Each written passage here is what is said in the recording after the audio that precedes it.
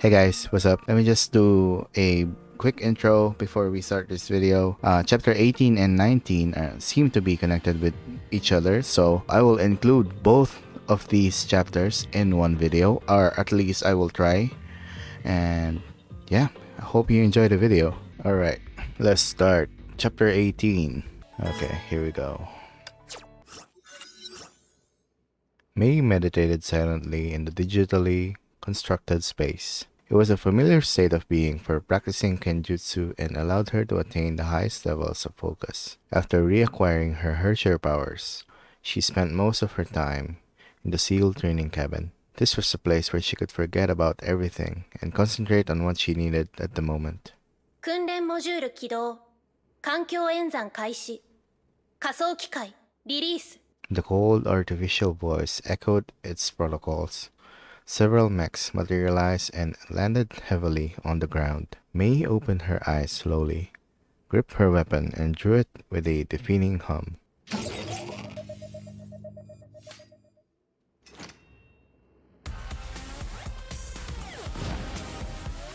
Ooh.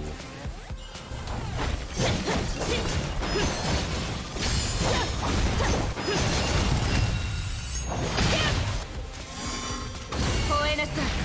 栗から。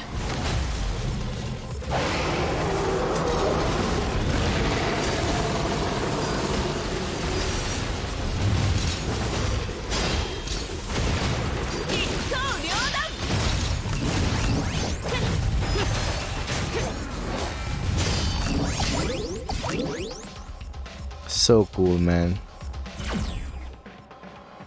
Okay.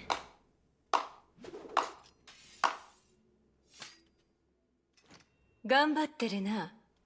雷の律者。 Jackal. Interesting. Okay. Wild electrical sparks danced in the air. The shattered mechs disintegrated into data fragments.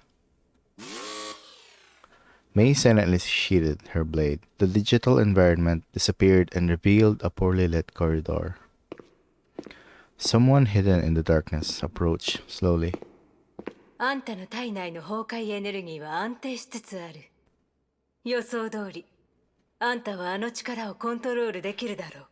邪魔しないでと言ったはずだけど。そう冷たくするな。私たちは仲間だ。仲良くした方がいいだろ。 Yeah, sure. あんたのこと、もっと知りたいな。ジャッカル、時間を無駄にするな。 Oh, wait. I just finally noticed that Jackal finally has a 3D model right here. Jackal was suddenly interrupted. Raven appeared out of nowhere and stood between her and Mei. 本題に入ろう。つまらないやつ。ライデン・メイ。ついにヨルムンガンドにその力を捧げる時が来た。虚数特異点に対する観測によると、次の大型崩壊はもうすぐ発生する。Huh? それにより、ヨルムンガンドの目標を実現するための礎、崩壊が育んだ最強の生物がもたらされる。そう、ライデン・メイ。あんたのような律者だ。 Oh, I see. 簡単に言うと、成婚計画において重要な点は、すべての律者を手中に収めることにある。今、孫子は別件で忙しいため、自ら指揮することができない。これは我々が忠誠心を示すチャンスだ。孫子の堅実な盾となり、成婚計画の実行を完遂する。ライデン・メイ、お前の力はヨルムンガンドにとって必要不可欠な武器だ。そのため、これから訪れる崩壊を共に対処してもらう必要がある。約束は守るわ。けど、私たちは互いに利用し合う関係でしかない。仲間だとは思わないで。Oh my god. 私はただの傭兵だ。他人を仲間だと思ったことなどない。Yeah, I figured she would say そ that. れで、律者を倒せばいいの？いや、死んだ律者では何の意味もない。ヨルムンガンドが必要なのは停滞した律者だ。Hmm. 停滞？ああ、ちょっとした贈り物を用意した。黄泉の杖というものだ。 Jackal revealed a golden black box, measuring several inches long. It looked like the mask of Tutankhamun May did not know what the box contained. Like its master, the box made her feel extremely uncomfortable. へえ、それが計画の中にあった虚数干渉機か？干渉機。そんな安い名前で呼ばないでくれ。それは全文明が残した偉大な遺産。天命ですら再現できない科学の奇跡だ。正直に言うと、今すぐにでもあんたにその力を実感してもらいたいところだが、残念ながら現段階でヨルムンガンドが集めた材料では作れるのは8つのみ。それほど貴重なものだからこそ、この8つの黄泉の杖は慎重に使わなければならない。で、Okay. それは一体どうやって使うの？いずれわかるさ。Guessing those will be important later. While the masked lady chuckled, a slight vibration accompanied by electrical noise spread through the corridors. May heard an unfamiliar voice in this electrical data stream. 各位1分前、崩壊がサンゴ島という東南アジアの都市で発生した。 Coral. 連盟のバルキリー部隊はすでに出撃している。行動を開始しよう。 Meanwhile, at the Federated Autonomous Region of Coral in the Pacific Ocean, the Immortal Blades Valkyrie squad led by Durandal arrived at the war zone 30 minutes after the eruption. The Valkyries readied themselves for combat at the outskirts of the island city. 皆さん、目標地点まであと5分です。今回の作戦内容を説明します。今回の崩壊発生地、サンゴ島は180万の人々が住む人口島都市です。東南アジアとオセアニアの境界に位置し、太平洋エリアの重要な経済貿易中心地でもあります。すでに崩壊発生から30分が経過しました。サンゴ島の崩壊は全面的に蔓延し、楽観視できない状況です。さらにまずいのは、先ほどサンゴ島に駐屯していたバルキリー部隊、節連小隊と音信不通になったこと。現在、先見バルキリー部隊が該当エリアを封鎖し、前線拠点を築きました。不朽なる刃は到着後、攻略戦力としてサンゴ島内部に突入し、他の部隊のため道を開きます。それから、司教様からのご命令ですが、今回、ヨルムンガンドも盟友として作戦に参加します。連盟 Ah. は通常の崩壊対応作戦だけ担当し、リツ者を発見した場合は、ヨルムンガンドに対応してもらうとのことです。承知しました。各員注意。出撃準備を。Oh my god. Oh. 急なる刃、作戦開始です。No! What the? Oh my god. ついてきてください。 My immersion is ruined. Bruh.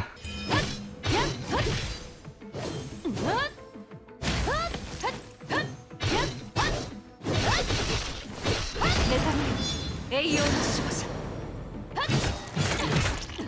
隊長、不朽なる刃、着陸完了しました。私たちの現在位置は、サンゴ島外側の海上大橋です。不朽なる刃は大橋を突破し、都市部に入り、防衛。私とリタは前線で崩壊獣の殲滅を担当しましょう。他の者は救援任務を優先的に行い、生存者を守って。かしこまりました。 Whoa. Oh, what? こちらです。 This is a pretty place. What's happening? Why am I cold?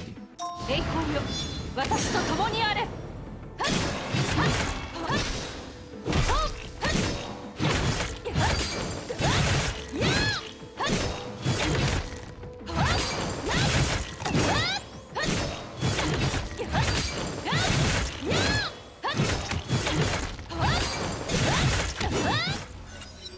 Oh my god. Dudu is so cool, man. Smoke engulfed the bridge to the city. The disaster continued to spread and consume the gem of civilization. The immortal blades advanced cautiously and pushed the chaos back towards the heart of Coral. 報告です。サンゴ島の崩壊エネルギーが今なお上昇し続けています。そしてただいま、都市部でリス者の反応を検出しました。座標を送ります。この位置。デュランダル様、10分前、節連小隊が音信不通になった場所です。 Oh, hello, Rita. リタ、支援に行きましょう。かしこまりました。しかし隊長、司教様には律者に手を出すなと言われています。アルビトルさん、私たちの任務は崩壊の処理です。音信不通になったバルキリー部隊を助けることもそれに含まれています。 I love these two. こういなるほど。 Oh, sorry. それなら命令違反ではないですね。さすが副隊長。 It's like should I say, they're neutral parties. Both of them, Rita and Durandal. That's the vibe I'm getting from them. Especially when I read London Holiday. 他の者は計画通りに動いてください。座標点で合流しましょう。かしこまりました。 Oh, wow. That is very cool. Yeah, no, I'm not gonna do that right now. I'm just gonna focus on the story. I do hope the cutscenes don't bug anymore. ついてきてください。デュランダル様、大橋の上は混乱しています。外側の配管から進んだ方が早いかと。ええ、そうしましょう。私と共にあれ。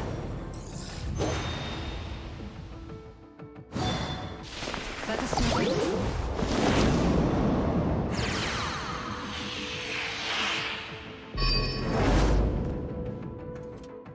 こちらです。 Okay. That was kind of awkward. Oh. What? That was so weird. I ulted and then the cutscene happened at the same time. 目覚め栄養のしましょう。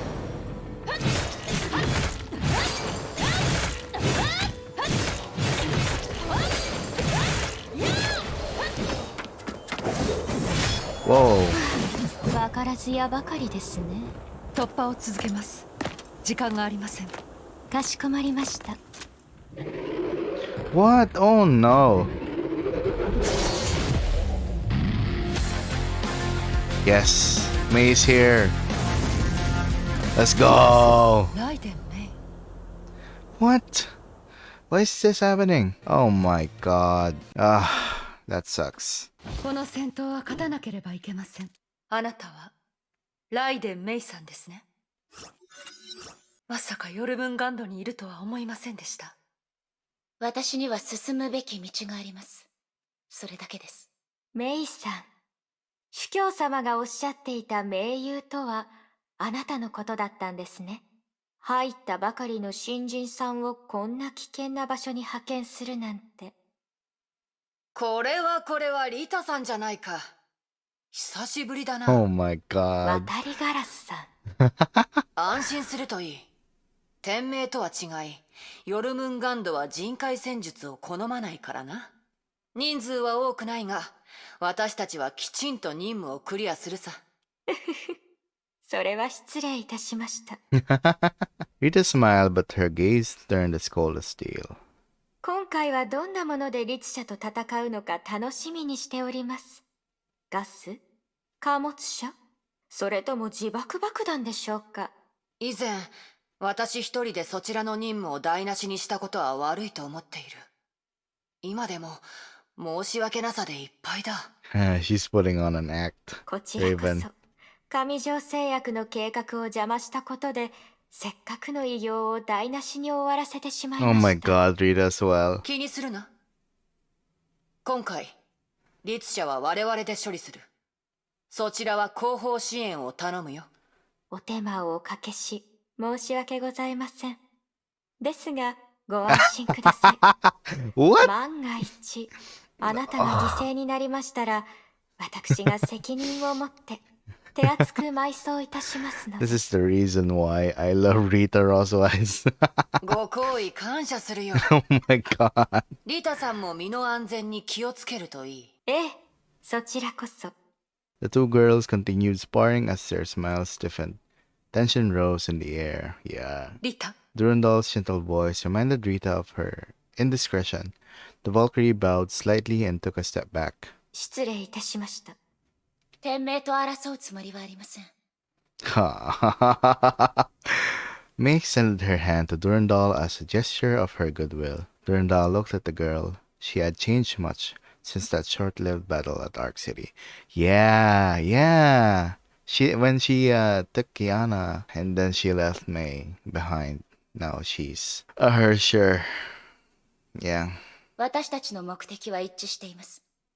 同盟なら各自の使命を果たし、互いに干渉しない方がいいでしょう。バルキリー部隊は都市外周で待機し、生存者の撤退や崩壊拡散の阻止を担当します。約束通り律者はあなたたちに任せます。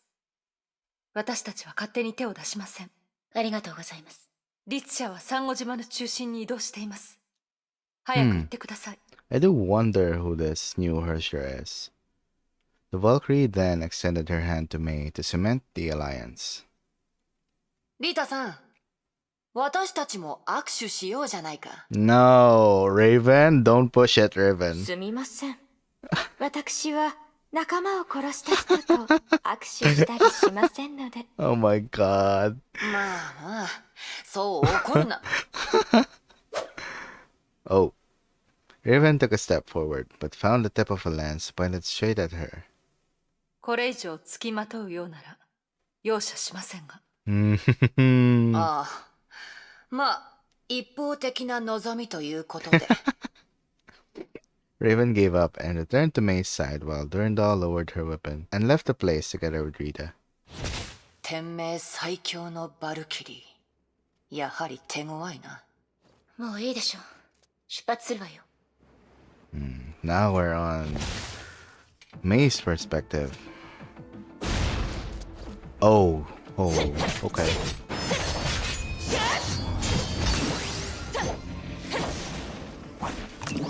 May is very strong.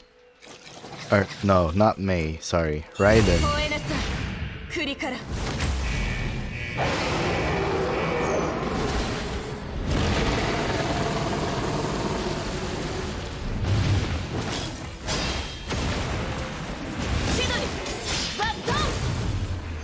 Oh, I didn't know she said Chidori. このトンネルを出るとサンゴ島の都市部だ。フクロウとはそこで合流することになっている。Oh, okay. Owl. What? ここだ。Cold winds blew into their faces when they stepped out of the tunnel. There was nothing but ruin in sight. 誰も Jesus. いないようだけど。ああ、来たよ。Me heard light footsteps next to her. Light distorted slightly as the contact revealed himself. 遅いぞ。 Oh. Hello? New character? 途中で旧友と遭遇して少し挨拶を交わしてたのさ。例の S 級バルキリーか。彼女の相手をするとはお前も苦労好きだな。 Wait, he looks cool. He matches Raven's outfit. まあいい。俺はヨルムンガンド幹部、コードネームフクロウ。よろしく頼む。今回任務が無事クリアできるよう俺も協力する。He looks so done with life, man. 協力はいらないわ。そうか。では律者は頼んだ。俺は先に行くぞ。もう一度言ってみろ。冗談だ。The man named Owl scratched his head lazily. Yeah. そいつは情報収集が専門で隠密行動のプロだ。 Okay. 私たちの力になる。 Perfect. だらしないように見えるが能力は確かだ。Yeah, it's like a character stereotype, ライデン・メイ様。 but it's kind of 今回の unique. 崩壊で第五律者の誕生を確認しました。 Oh. ジャッカルの指示に従い黄泉の杖を用意した。あなたが律者を倒した後、俺が彼女を捕獲します。メイでいいわよ。 Oh, so she's still being called as May. Having said that, May headed directly towards the center of the city. あれが孫子の言った雷の律者か。少し弱い気がするな。任せて本当に大丈夫か。心配ないさ。私たちと同じ彼女にも戦わなければならない理由がある。わかった。楽しみに待っておく。フクロウ、ずっと私とメイで戦ってるんだが、お前も少しは協力する気ないのか。ライデン・メイがいれば俺なんかの協力はいらないだろ。力を温存して律者との戦闘に取っておいた方がいい。お前な、喧嘩はやめてくれる？それで律者のさっきから律者の信号は移動をやめている。行きましょう。ここはそいつが最後に出現した場所だ。感じる。律者はこの近くにいる。行きましょう。この氷柱、 Okay. 熱帯なのに氷。崩壊エネルギーが溢れ出してる。当たりみたい。 Ooh. 行動開始。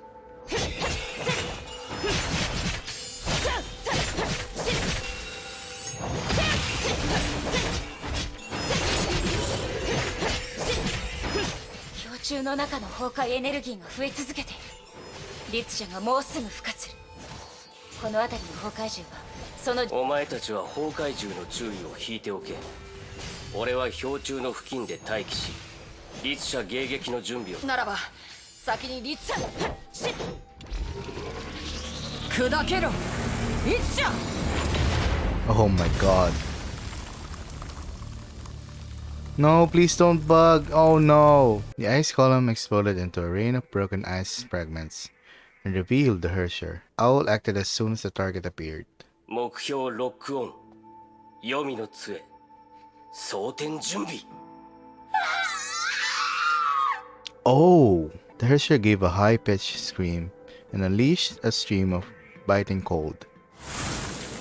Water vapor quickly froze into ice shackles that bound the three world serpent operatives. May felt pain piercing through her skin. She was too close to the Hersher and it threatened to freeze her lungs. The Hersher murmured a string of strange syllables. The Hersher murmured while her body twisted and writhed as though she was fighting an invisible creature. No one knew what she was up to. She behaved less like a Hersher and more like a mindless zombie. Despite the target's strange behavior, the operatives knew they could not afford to hesitate. 作戦開始。 Oh man, I'm so bummed out about the cutscenes right now. I don't know what to do. 行きましょう。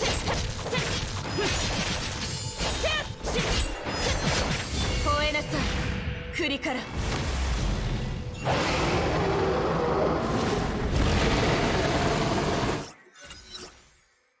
The storm blew over. Everything within sight was sealed in a tomb of ice that formed a massive wall. 逃げた。 Driven closer, her eyes sensed the residual Honkai in the ice. The Hersher was already far away. 律者が離れていく。オーバーよ。待て。考えもせず追撃するのは軽率すぎる。 Owl crawled out of the snow and patted his clothes to shake off the thick frost all over him. 律者の能力は見ただろう。想像よりも手強い。その力は彼女と張り合うことができるが、捕獲となるとそう簡単じゃない。もっと完璧な対策が必要だ。 Coral East District. Durandal and Rita arrived at the place where Snow Lotus squad lost contact. The frost slowly sublimated and revealed the lifeless Valkyries. 遅かったですね。 The two observed a moment of silence for those who had fallen in battle. Yeah, that sucks. 彼女たちは勇敢な戦士です。かしこまりました。リタ、ここはあなたに任せます。私はこの周りに手がかりがないか探してきます。 Durandal remained expressionless when she turned around and left, but Rita knew something was different. ついてきてください。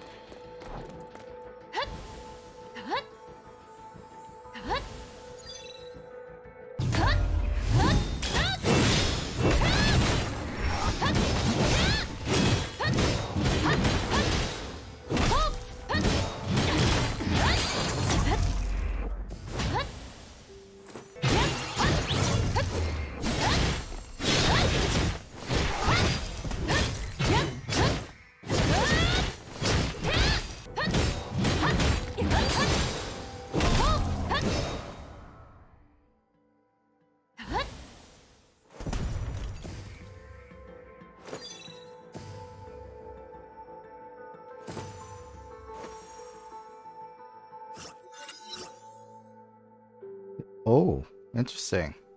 The Valkyrie communication device picked up from the ice had a voice recording of what happened during the eruption. 隊長、オセアニア支部と連絡がつきました。増援が来るまで待てば、私たちは。隊長、隊長、どうしましたか？近づかないで。早く行って。隊長の崩壊エネルギーが急激に増加しています。これは一 Oh, 体。早く行って。いや、違う。そうじゃない。shit.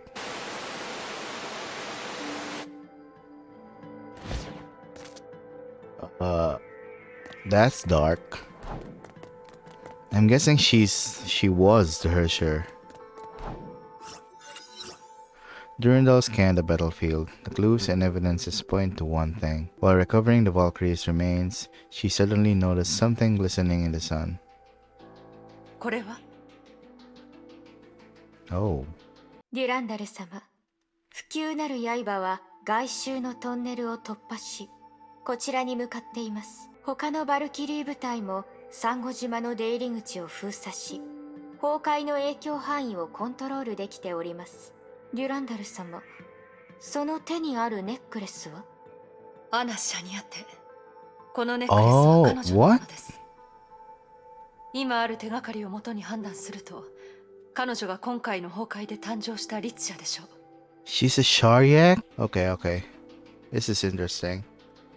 彼女は崩壊の侵食に全力で抗いましたが、それでも混乱の中で自分の正体を壊滅させ。Oh my god. まさかこんな結果になるとは。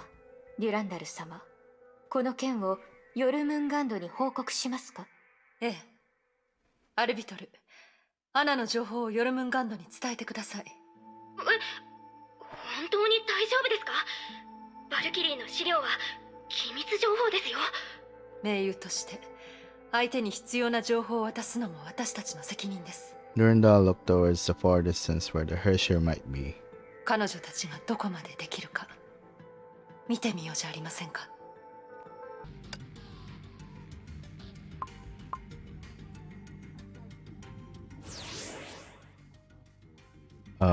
Okay, let's read this. Name Anna Shariak, position A rank Valkyrie, age 18, height 166 centimeters, weight 51 kilograms. Resume: A rank Valkyrie, A rank Schicksal Valkyrie. Currently leads the Snow Lotus squad garrisoned at Coral Island. Extensive combat experience. Member of House Shariak, began training to fight the Honkai from a very young age. Became a Valkyrie at age 12. Promoted to A rank at age 16 and was made the adjutant for Snow Lotus Squad. Anna was the sole survivor of Snow Lotus Squad during the Manila Honkai event in 2015 and managed to save dozens of victims on her own. In recognition of her exemplary performance, Schicksal restored the squad with her at its head. Under her leadership, the elite Snow Lotus squad saw action in many dangerous battle zones. Okay. Crack? The sounds of breaking ice slabs reverberated throughout the city. A section of ice wall then collapsed with a deep resounding boom. よし。 Hmm. これで障害は片付いたな。ん？この通信は店名？ヨルムンガンドの皆さん、不朽なる刃所属のバルキリー、アルビトルです。隊長の命令に従い、店名の調査情報を皆さんにお伝えします。デュランダルの命令？続けてください。どんなはい、Sorry. 今データを送っています。これは Oh. Okay, this is Anna Shariak, yes. 調査の結果によると、こちらのアナというバルキリーこそが、今回の崩壊で誕生した律者です。店名のバルキリーが？私たちも驚いてますが、事実はそのようです。アナ・シャニアテ。1年前、雪蓮小隊の隊長としてサンゴ島に派遣されました。Okay. 彼女は崩壊が発生した後、律者になりました。通信記録を見ると彼女は必死に崩壊の侵食に抗っていたようですが、残念ながらアナは他のバリキリーを殺した後現場を離れました。その時の彼女はまだ人間としての意識がわずかに残っていたと考えられます。だから彼女は自分を氷で封じたんだな。それから律者誕生の現場に高濃度の崩壊エネルギーが含まれた氷エリアを大量に発見しました。能力はまだ明らかにされていませんが、第5律者のコードネームはしばらく氷の律者とします。氷の律者の力だが、私たちはもう味わったよ。それは皆さんはもう律者と接触したということですね。ええ、一時的に交戦しましたが逃げられました。そっちの言った通り、律者は鋭い氷を作れるし、爆発によって発生する寒波にもかなりの破壊力があった。でもこちらで何とかするさ。わかりました。いただいた情報を隊長に報告します。ご協力に感謝します。気にするな。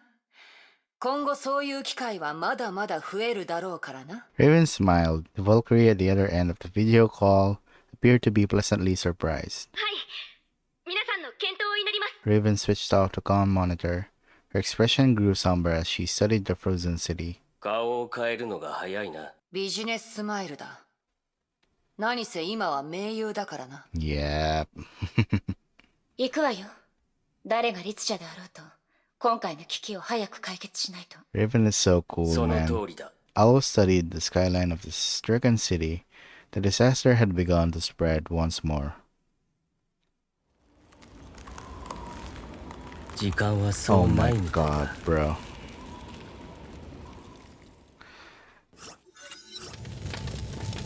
Coral Business District. A heating stove was set up in the middle of a snow-covered street. 今、律者は都市の中心へと移動している。ヨルムンガンドがサンゴ島内部に設置した偵察設備は全てダウンしたが、最後に届いたデータによると、律者は移動中に大量の崩壊銃を作ったようだ。それらの崩壊銃は周辺に超低温エリアを生成し、一般人では踏み入れられないほどの死地を作り出している。目標に近づきたければそれらの崩壊銃を全て倒す必要があるだろう。しかし、たとえ律者に近づけたとしても万全な計画が必要だ。その通り。計画の鍵は黄泉の杖となる。それは一体どういうものなの？簡単に言うと律者コアに対する制限装置だ。 Oh. ジャッカルの説明によると、律者コアと虚数空間をつなぐ通路を一時的に歪ませ、律者体内の崩壊エネルギーを乱すことができる。 Okay. 律者を殺さずに大幅に律者の行動を制限できるってわけだ。通常そういった束縛の継続時間は長く持たないが、あなたが先に氷の律者にダメージを与え、その力を弱めることができたら、黄泉の杖の継続時間は大幅に長くなり、律者を孫子に渡す時間を十分確保できるほどその力を封じられる。それによって律者は仮死状態に入り、植物状態になる。人畜無害のな。 Oh. That's kinda horrible. すまない。律者のあなたにとっては残酷な話だったか？ I will apologize to May, but it was Raven who replied. 残酷？お前はいつからそんな優しくなった？ただ、俺たちの周りにも律者が一人いると思ったからだ。構わないわ。それが唯一の方法なら、 Oh. 私はすべきことをする。 Oh, okay, I see. So it weakens her as well. それなら早く作戦を決めよう。時間が経つほど俺たちの状況は不利になるからな。正面からの攻撃はメイに任せていいだろう。私たちは私たちの得意とした戦い方で戦う。ああ、俺もそう考えてる。 Owl added more fuel to the camp stove, perhaps to ward off the cold. まず律者の位置を特定する必要がある。崩壊エネルギーと寒波の二重干渉のせいで大半の偵察手段は効かなくなった。私は成功点を探してリチ社の位置を特定し、その後お前たちに遠隔支援を行う。律者を発見した後、俺は黄泉の杖を罠として設置し、あなたが律者を罠の方に誘導する。May nodded with approval. しかし、あの律者は訓練されたバルキリーだろう。この作戦は少し簡単すぎないか？それは彼女がまだ人間としての意識を保っていたらの話だ。しかし、今までの戦闘を見るに、言語能力すらなくなっている。おそらく破壊衝動しか残ってないのだろう。彼女の状態はとても特殊よ。 May looked at the fire in the stove and recalled what Dr. Einstein said about Hershers. あのバルキリー、体は完全に侵食されているけど、心はまだ崩壊を拒んでいるわ。自我と律者意識、どちらも体の主導権を握れていないから、ああいった理性を失った姿になっている。もし彼女の人格が完全に崩壊に屈していれば、逆にあんな状態にならないわ。彼女はまだ崩壊と戦ってるのか？しかし、私たちは作戦失敗のリスクを背負えない。とにかく今は行動に適した絶好のタイミングだ。作戦に意義がないなら出発しよう。ライデン・メイ、あなたは渡りガラスに協力して成功点を探してくれ。罠の設置には少し時間が必要だ。ええ、分かったわ。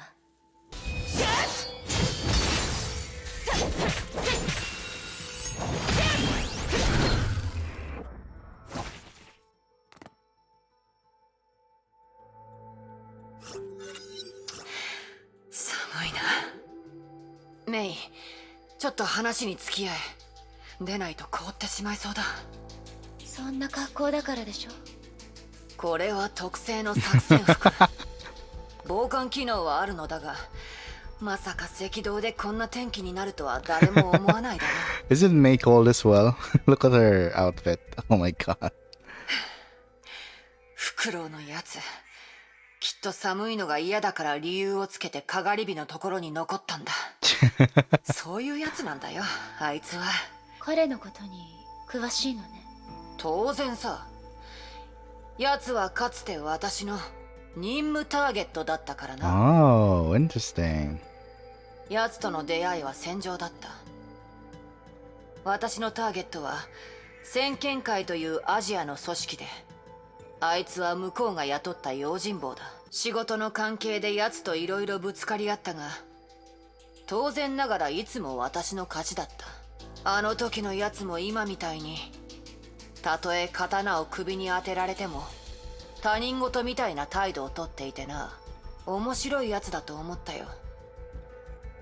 だから先見会を潰した時、やつを生かして組織に推薦した。再び会った時にはやつはもう幹部になっていた。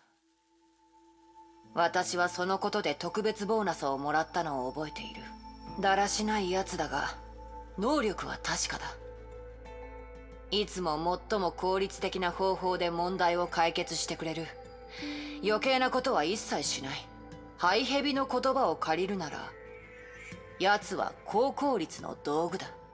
まあ、私に言わせると奴を戦友として見るのはおすすめしない。何考えているかわからない奴だからな。Oh, Raven. 構わないわ。彼が自分の任務を果たしてくれさえすれば問題ないもの。さっぱりしてるな。雑談はここまでにして、そろそろ先に進むわよ。分かってる。お前の言う通りにするとしよう。そうだ、お前はまだ幹部コードを持っていないのか？ええ。早く自分でつけた方がいい。でないとジャッカルが勝手につけるからな。そんなの嫌だろ？ The city center was overrun by glacial formations. Raven stood atop a tower to get a full view of the district. She was here before. Coral used to be an exclusive retreat for the rich, but it had become an ice-locked tomb. ここなら見晴らしがいい。観測点としてふさわしいな。Raven assumed a prone position. Her divine key created an array of glowing indigo patterns. Raven looked through these patterns to transform her view into a set of overlapping blocks. The device gave Raven super physical sight that goes beyond the third dimension and revealed everything to her. Oh. 見つけた。距離は7400ヤード。目標は現在都市中心の軌道塔下層のガーデンにいる。移動する気配はない。律者の監視は任せたわ。安心しろ。お前は早くフクロウと合流するがいい。May leaped up the tower roof and disappeared in the freezing mist. Thunder cracked and lightning flashed at the distance. Raven only saw a faint trail of her passage.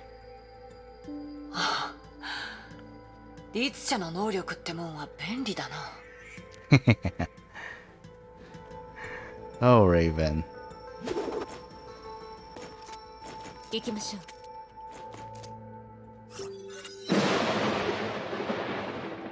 That's so cool. At the other side of the city, Owl heard the distant rumbling of thunder. He closed his eyes and counted the seconds. May appeared next to him before he could reach 30. 渡りガラスが律者の位置を補足したわ。そっちの準備は？ Owl waved the scepters in his hand and placed them in his pockets. ああ、出発しよう。 Okay. Time to go then. You know what? I'll just wait here. Come here. 行きましょう。 Come here where the fire is. 行動開始。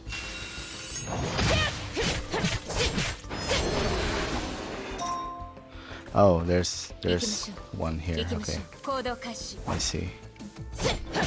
強風に私に服従しなさい。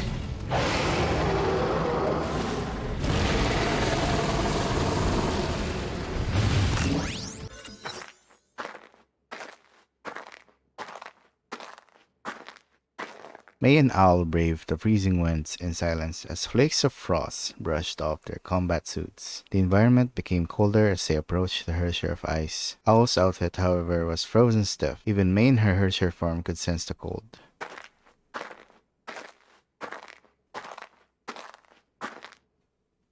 耐えられないなら戻っても構わないわよ。うん？これ以上前に進めば気温はより低くなる。一般人が耐えられるものじゃないわ。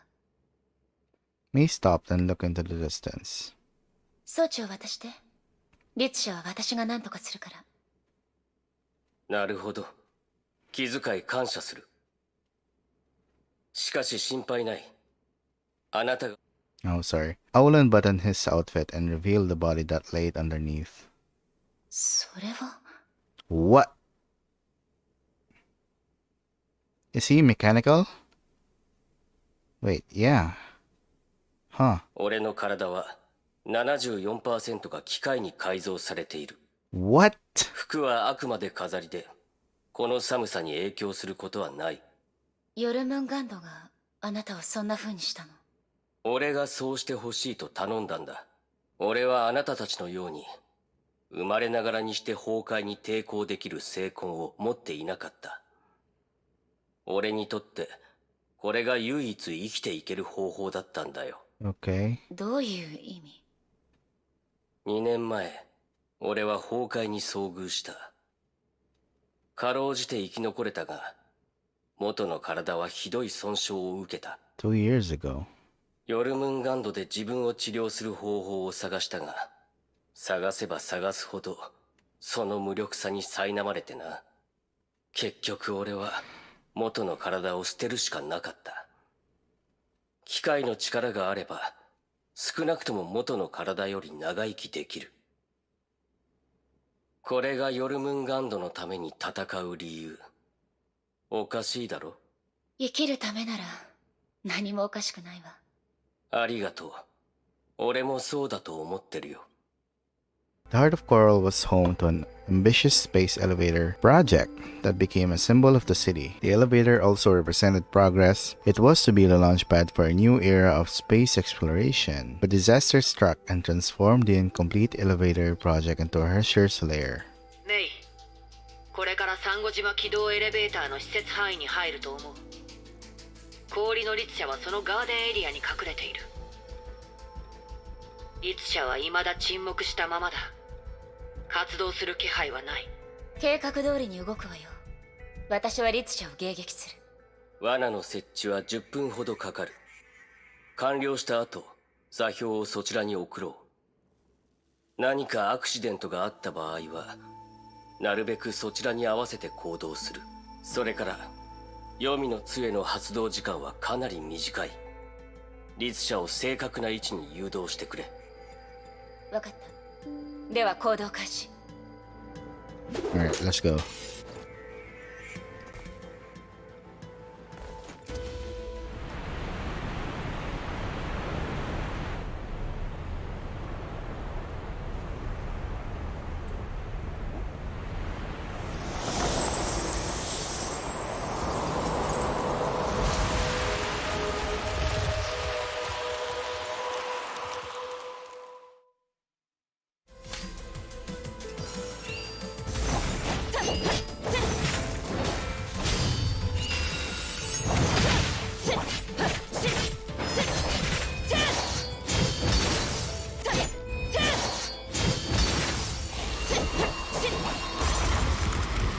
What?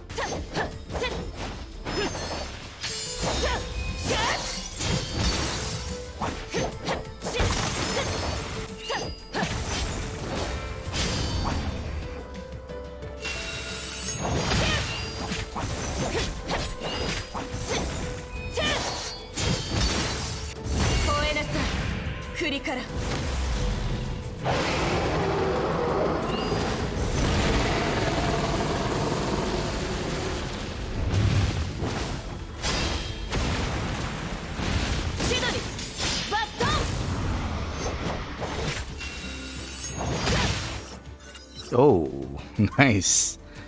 The frozen garden was rent by a raging vortex of Honkai ice and thunder. The two powers clashed, burnt, and crushed each other, and destroyed everything within sight. No physical law or rule of engagement could describe the ruthless nature of a battle of Hershers. ライデン・メイ、罠の設置が完了した。律者を座標地点に誘導してくれ。 Cold stream tailed the indigo wake of lightning, sprouting blossoms of razor-sharp eyes to share the spray.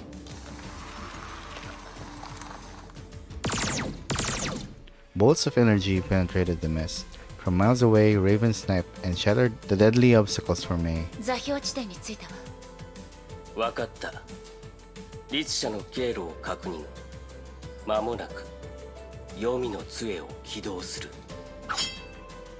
Wrapped in a sub-zero mantle, the Hersher of Ice hurtled towards May. The Lightning Queen readied herself. 袋、今。 The response was unexpected silence. Oh no, what is gonna happen? 袋。これは黄泉の杖。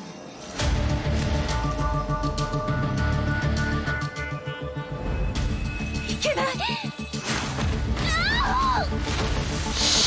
What? Why? メイ、何があった？誰だ？ What?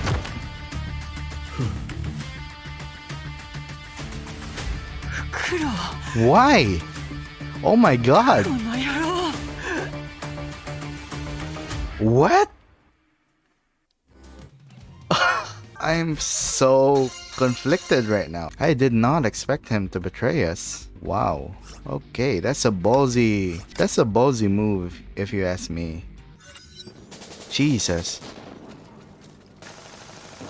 Oh, the gunshots. Meanwhile, Shixel Valkyries barricaded all passages along the outskirts of Coral. Honkai beasts, forged of ice, hurled themselves at the defenses. The true disaster had only just begun. デュランダル様、現在サンゴ島は天候が非常に不安定で、崩壊による寒波が強いハリケーンを形成しています。Rita's face was somber with apprehension as she looked on at the darkening skies. 早々に律者を倒さないと、このハリケーンが赤道付近の気候に重度の影響を与え、アルビトルさん、 Sorry. ヨルムンガンドの進捗はどうなっていますか？副隊長の言ったハリケーンの影響によって通信がつながらない状態です。最後の通信記録から見るとヨルムンガンドと律者の戦闘はもう始まっているようですが、しかし彼らの内部で何かあったようです。フクロウという幹部がヨルムンガンドを裏切りました。 Oh. それと先ほどアナさんのデータを調べた時に気になる情報がありました。 With a beep, Alviter switched the comm display to show yet another file. このものは Tianwu Chen. Who is this guy? これはアナさんの任務記録の中にあった生存者情報です。 Okay. この陳天武という男性は2年前にアジアで起こった崩壊でアナさんに助けられました。 Oh. 彼の今の肩書きは先ほど申し上げたヨルムンガンドの幹部フクロウです。ヨルムンガンドの幹部が過去にアナさんと接触していたということですか？少し気になりますね。どうやら私たちの出番ですね。隊長、通信が回復するまで待たないのですか？一応本部にも報告した方がいいと思いますが。待つリスクが大きすぎます。私たちには時間がありません。ええ、今は私たちが判断しないといけません。Yeah. そういえば That's why I love アル these ビト two. ルさん通信がつながらないというのにどうやって Oh, デ yeah. ータベースの情報を閲覧したのですか？それはプロとしての意識ですよ。こういう状況もあろうかと Wait, あらかじめ関連資料を what? コピーしておいたんです。 Huh. アルビトルさん、勝手にデータをコピーすることは規則違反ですよ。I mean... でも万が一のためですから。 I mean... バルキリー部隊の指揮はしばらくあなたに任せます。私は律者の状況を確認してきます。お一人で行かれるのですか？ここも同じ重要な戦場です。戦況のコントロールにはあなたが必要となります。もしヨルムンガンドが何かを企んでいるようでしたら私が決断を下します。どうかお気をつけくださいませ。ええ、ここは任せました。Okay, this is getting interesting now. The forest-covered street was traced through by a dark trail, as though a line was drawn across a sheet of paper. May was the place where the line ended and stopped before the eyes. She swung her blade against the frozen barrier. She was alone in this bleak whiteness. She parried the ice treasure's attack and slowly restored powers that were drained by the scepters of the Watt. 渡りガラス、フクロウ、早く返事を。 May tried calling her fellow allies on her comm device, but there was nothing but silence. She pieced the evidences together and realized that they all pointed towards the impossible.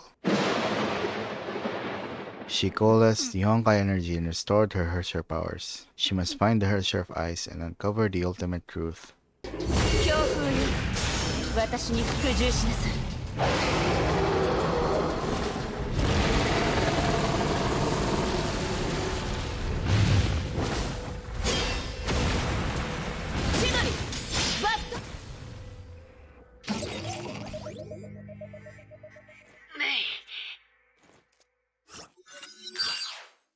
The dormant comm device came to life. Raven spoke weakly through it. 渡りガラス、何があったの？フクロウが裏切った。フクロウが？どうして？わからない。だが奴はお前に黄泉の杖を使って背後から私を襲った。神の鍵も奴に奪われた。 Oh, 認証がないから定格出力は使えないだろうが。 he has a divine key now. Oh my god. あなたは大丈夫なの？正直あまり良くはないな。おそらく神経毒を使われた。 Oh, that must... Oh my god. 私のことはいい。自分で何とかする。お前は奴を追え。奴に律者を連れ去られないようにするんだ。分かったわ。あなたも気をつけて。私は律者を追撃する。メイ、あと一つ悪い知らせだ。デュランダルがお前の方に向かってる。私の番で Shit. すね。 Oh, yep. こちらです。 Oh, what? ついてきてください。 No, no, no, no. Please don't fight. デュランダル、ライデン・メイさん、まだ戦えますか？もちろんです。ではついてきてください。もう時間はありません。ええ、急ぎましょ Okay. Oh, thank God. The Lee was silent and lifeless. Even time itself seemed to have frozen over. The Hershey of ice hovered above the fountain. Her intents and feelings were hidden by a dark veil. That Hershey is thick, by the way. Look at her booba. Her booba is huge. Though she had just fought the Lightning Queen, the Ice Hershey appeared to be extremely calm. She was expecting something. The man approaching her from a distance may know the answer. The joints of Owl's metallic skeleton creaked as he stiffly walked across the icy garden. He called out her name as he staggered towards the Hershey. Anna. また会ったな。 The ice began to shift. The Hershey slowly raised her head. Her gaze rested upon his frost-covered face. She hovered towards him. The frozen beds of flower melted, allowing time to flow once more. まさかこんな形で再会するとは予想外だ。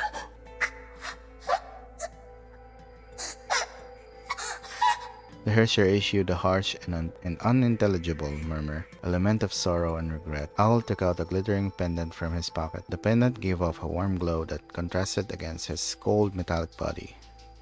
アナ、このペンダントまだ覚えてるか？ Wow, okay.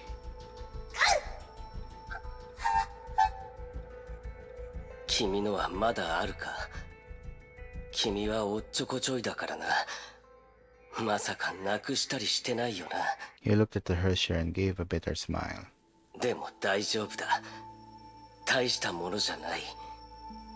君が覚えてなくても、俺は俺の責任を果たすから。心配するな。今日は何があっても、君のそばにいる。 Oh my god, this is so tragic. I can already imagine what happens. これは君に助けられた命。君のために最後の瞬間まで燃やそう。 There was determination in his soft words. Owl then extended his hand to touch her cheeks. The Hershey did not flinch.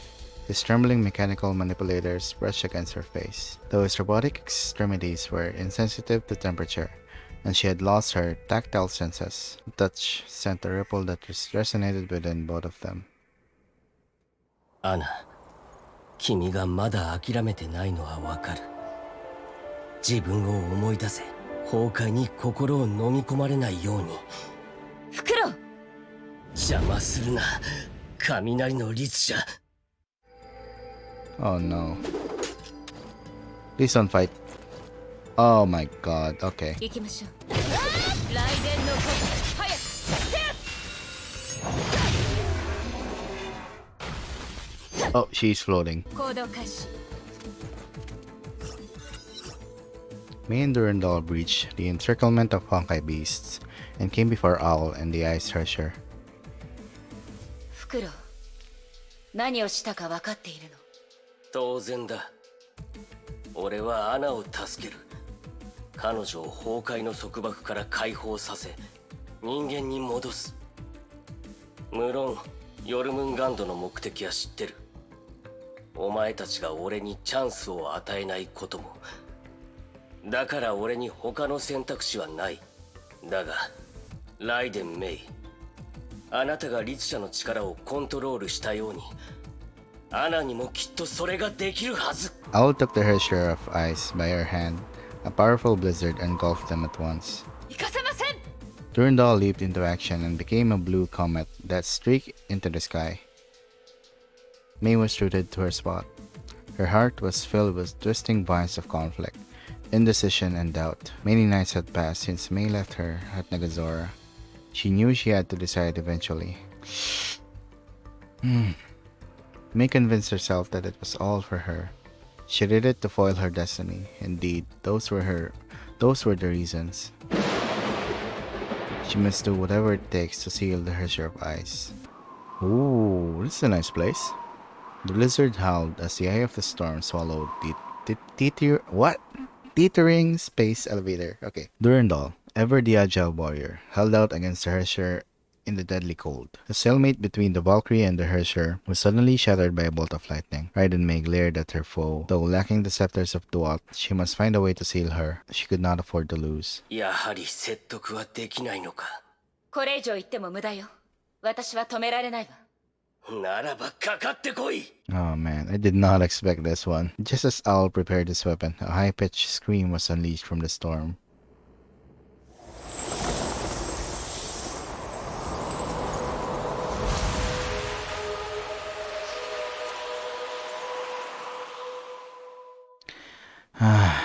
I'm so sad.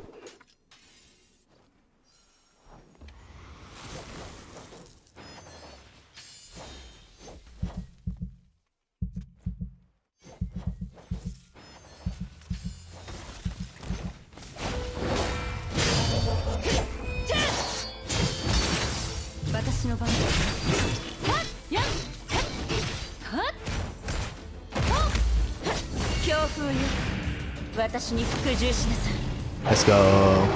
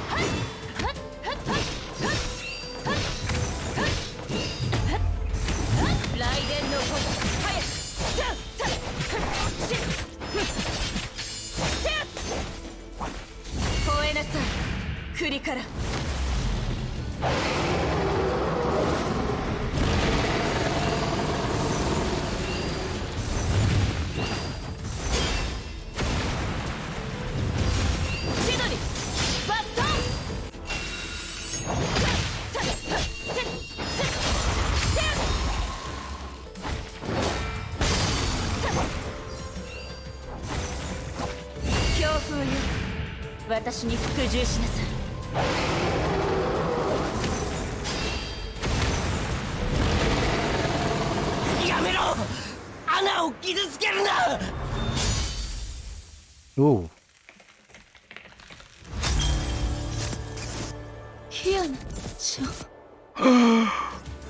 Oh my god, that just gave me goosebumps. The shattered veil revealed a sight familiar to May. Yeah, cause Kiana also has the Shariak bloodline, so yeah, it makes sense that she reminded her of Kiana. She resisted the storm of her emotions and readied her weapon for a strike. But Owl stood before her to stop her blade. Raiden May, 彼女を殺したいなら、まずは俺を殺せ。 Oh god. His severely damaged mechanical body fared poorly in the cold. Sparks flew from the failing circuitry. Yet he refused to back down. This is true love, guys. May was taken aback. The decision that Owl made was too familiar.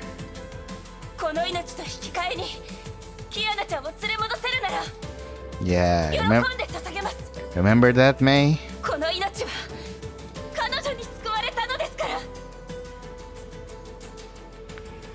Yeah, the man had made the exact same choice she did back then. 俺の命は彼女にもらったものだ。たとえ死んでも、俺は彼女を守る。Oh my god. ライデン・メイさん、何を迷ってるんです？ The comet streaked past, her lance aimed directly at Owl, and then a mighty storm erupted right in the middle of the battlefield. The Hershey's wail released a massive amount of energy stored within her core. May and Durandal held out against the frigid blast that swept over them. The entire island shook from the force. Oh, my eyes, my eyes! Light mode, ah! A giant glacial formation emerged from the elevator like a snow lotus in its full bloom. The freezing wave overwhelmed everything in sight. The Hershey of ice and Owl was nowhere to be seen. Ooh, man, that's a pretty shot. Owl supported the Hershey and trudged along in the stricken city. She spent all her powers to deliver that blast. They were two fragile flakes of snow that would break apart in any moment. But however difficult every step could be, Owl refused to break or fall. There was only a single voice left in him. アナ、絶対に君を生かす。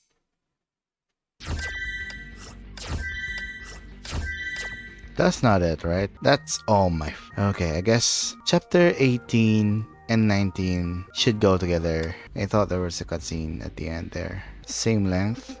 No, it's a bit longer, yeah.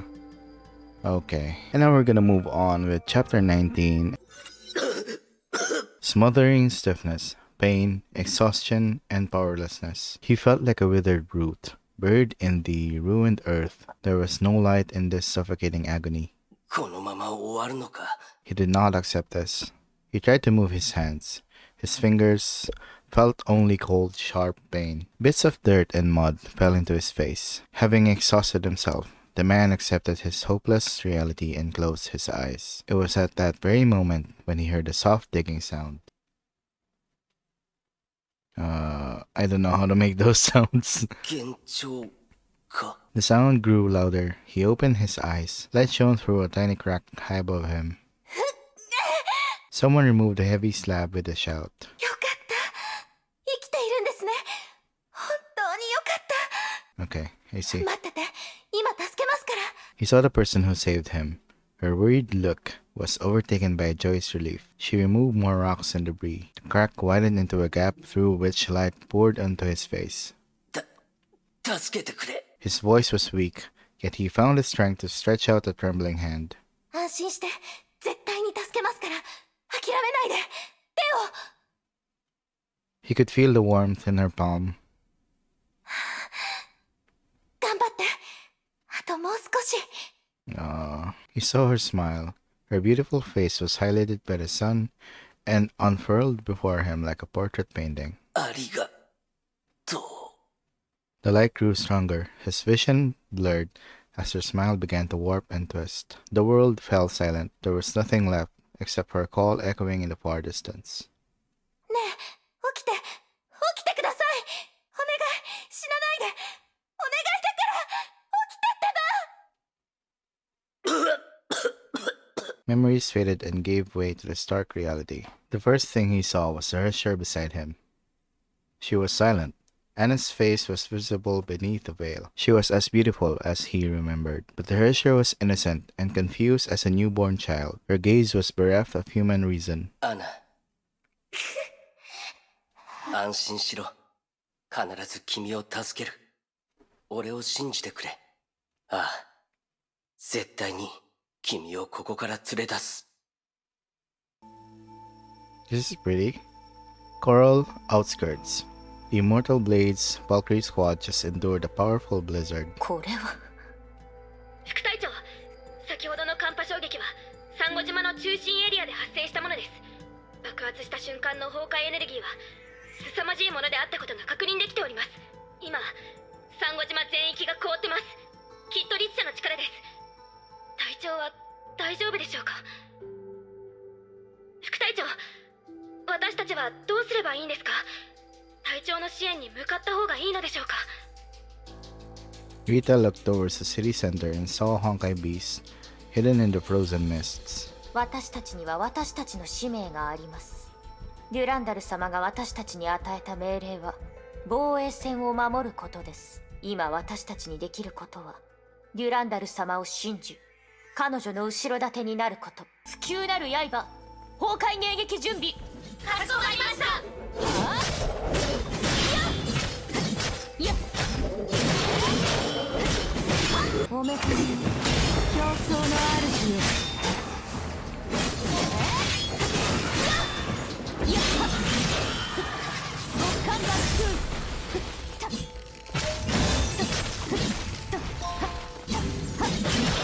いや総員警戒してください。災害現場に到着しいやお目覚めを競争の主よ。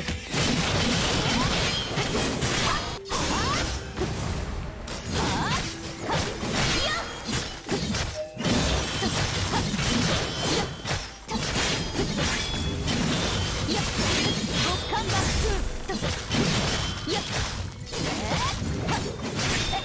お目覚めよ競争の主よ。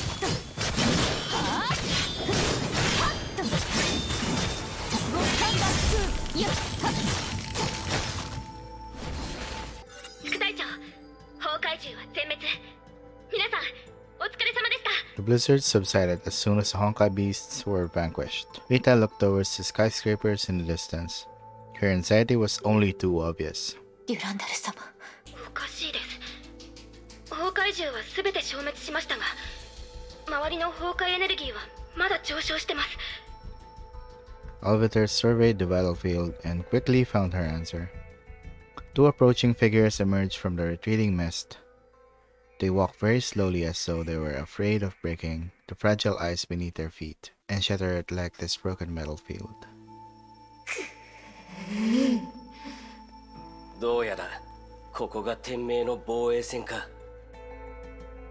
Oh, her face is... Okay. I can see her face now. 氷の律者。どうして律者がここに。まさか隊長が。副隊長、どうしましょう。 The Hershey's presence threw a few Valkyries into panic, but most quickly rallied around Rita. They knew what must be done despite the odds. 全員対律者作戦準備。どけ。デュランダルとライデン・メイは失敗した。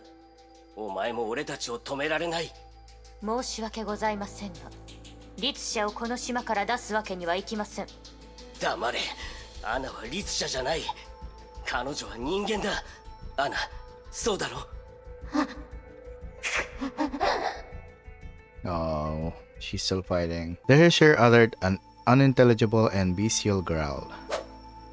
Rita gripped her weapon. The immortal Blade's Valkyries assumed their fighting formation. これ以上言っても無駄のようですね。Yeah. いいだろう。では、望むままに。Oh, 皆さん they just あ died? とはお前一人だけだ。無駄なあがきはやめておけ。私一人でも止めてみせます。 I'm not doing any damage to her.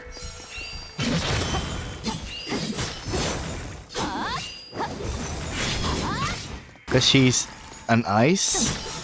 She's the Hersher of ice, and I'm using an ice battlesuit? Is that why?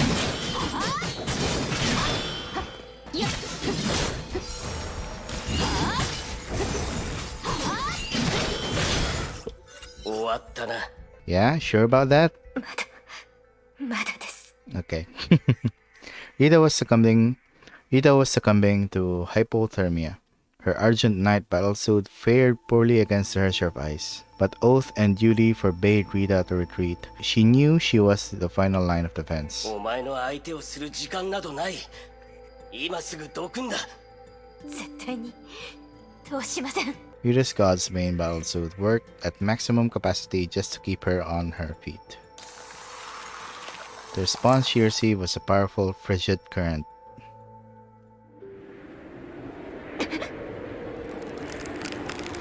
What? Oh no.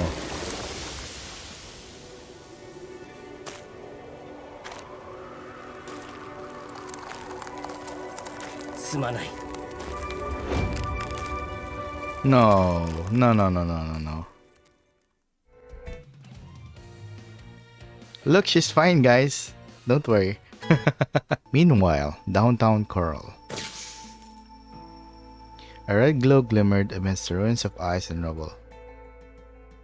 Oh, hello, May. Is this your normal human form? May created an EM field to insulate her and Durandal against the extreme cold. She reverted to her usual form as she carefully manipulated her powers to maintain the field. デュランダルさん、大丈夫ですか？平気です。そちらはその姿大丈夫なんですか？ Yeah. 氷の律者はまだ自身の力に慣れていないようです。あれ式で私が傷つくことはありません。ですが、フクロウと律者は先ほどの攻撃に乗じてここを離れています。律者の力がここ一帯を絶対0度の7にしています。私が先頭へ行きますのでついてきてください。ええ、わかりました。 What is this battle suit? Whoa.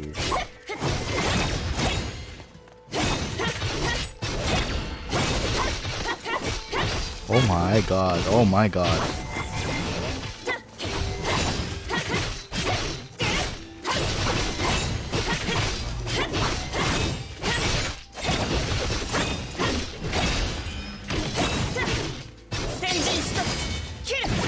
Oh, okay. I see. 刀は鞘から出た。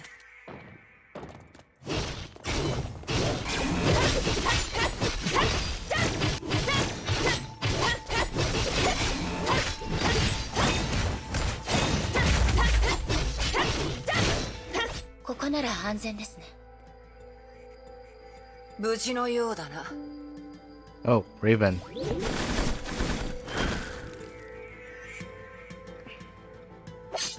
Hello. Raven landed quietly before them. Her face was ghastly pale, perhaps due to the toxin or the cold. すまない。さっきの寒波のせいで道が塞がっていた。内部の気温も低く、支援することができなかった。大丈夫。そっちは平気？問題ない。フクロウと律者は何があった？ May summarized what had happened in their prior engagement. なるほど。まさかあいつにそんな過去があったとはな。Yeah. それでどうするつもりだ？こうなった以上、彼らを早々に見つけ出すしかないわ。だが黄泉の杖がない今、見つけても何もできないだろう。律者を捕まえるにはそれが必要なんだからな。何にせよジャッカルが悪い。あいつがもっと用意してくれていればこんな面倒にもならなかった。サンゴ島の通信は崩壊のせいで途絶えている。あいつに連絡するには一時撤退するしかないだろう。撤退？いいえ、撤退はできない。撤退にかかる時間は決して少なくないわ。その間にも崩壊は拡散し続け、命を奪い続ける。それに May stopped there. She and Raven gazed at each other in silence. Raven knew what May was about to say. A retreat would give the Ice Herrscher time to escalate the war. A third party may even get involved and they might deploy the Hyperion if the situation grows desperate. Got it. And when that happens, that special friend of hers would also enter the fray. 撤退は認めない。じゃあどうすればいい？ May thought for a while and quickly proposed her solution. Oh, her. Okay. Oh my god, what is happening to her? 渡りガラ Okay. ス、黄泉の杖の残骸を見つけてきて。残骸？まだ方法があるかもしれない。わかった。お前を信じるとしよう。それまで私は律者を止める。どんな方法を使ってでも。 Raven nodded. She then turned around and disappeared into the silvery mist. 話は終わりましたか？ええ、行きましょう。今律者の行方は分かりませんが、彼らがサンゴ島を出ようとするならバルキリーたちの防衛線を突破しなければなりません。律者がここを出てしまう前に私は彼女たちと合流します。ライデン・メイさん、今回は迷わないでください。もちろんです。 The frost continued to creep beyond the heart of coral and created an icy path in its wake. 律者の反応はまだこの島の中、そう遠くへは行っていないはず。この先はバルキリーたちが敷いた防衛線ですね。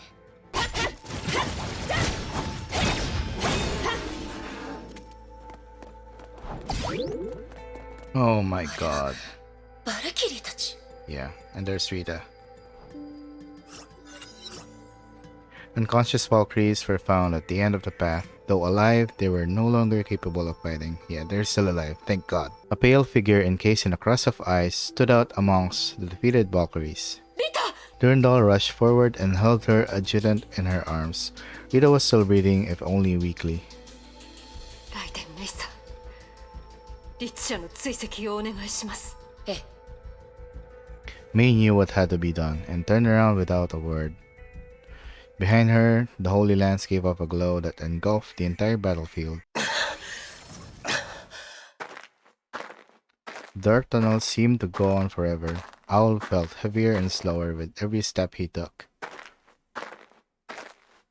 Mechanical joints creaked as parts came loose and fell to the ground, but Owl fixed his gaze upon the distant exit. He knew he only needed to reach that place to end all this. あと少し。 His vision began to blur as lights trailed lines upon his clouded sight. His thoughts swam as the light illuminated past memories. しっかりして、諦めないで。絶対死なないから。しっかりして。 The girl repeated those lines as she struggled to support his weight with her body, but she could hardly hide her distressed looks. Those encouraging words were not only meant for him. Tianwu, Xianwu, Tianwu. What? Tianwu knew that the Valkyrie was also fighting her own fears. 怖いのか？手が震えてる。いや、これは。確かにこの災害は怖い。人間が化け物になって攻撃し合ってるし。崩壊のせいです。崩壊？ええ。でも心配しないで。私は天命のバルキリー。崩壊からあなたを守るのが私の仕事です。あ、ごめんなさい。普通の人からしたら理解できませんよね。なるほど。ゾンビゲームみたいなものかと思った。Zombie game. ゾンビゲーム？ああ、腐った死体が歩き回る。通常の手段では奴らを殺せないんだ。倒す方法はその脳を破壊するか炎で焼くかしかない。それにもっと恐ろしいのは奴らに噛まれたら姿形が変わり始めることだ。理性を失い奴らと同じ歩く死体になってしまう。そして最も恐ろしいのは。やめて。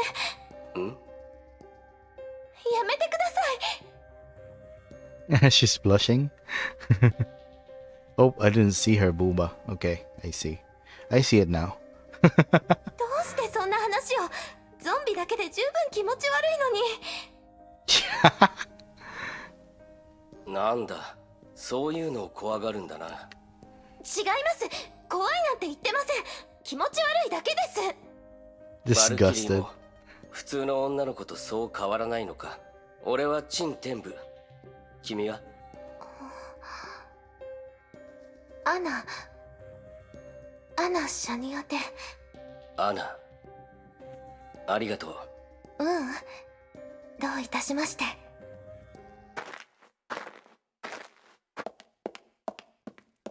Oh no. Mei tracked the Hersher's trail and arrived at the tunnel entrance, her mind deep in thought. She could not forget the sight of the defeated Immortal Blades, Valkyries, and Rita. A series of dull, thumping noises interrupted her. She raised her head and saw Honkai beasts hatching in the tunnel. She knew she was on the right track. The Hersher would be at the other side of this tunnel. Her blade was drawn. She knew there was only one thing to be done. すぐに片付けます。 Oh, we're back to our Hersher form. I see.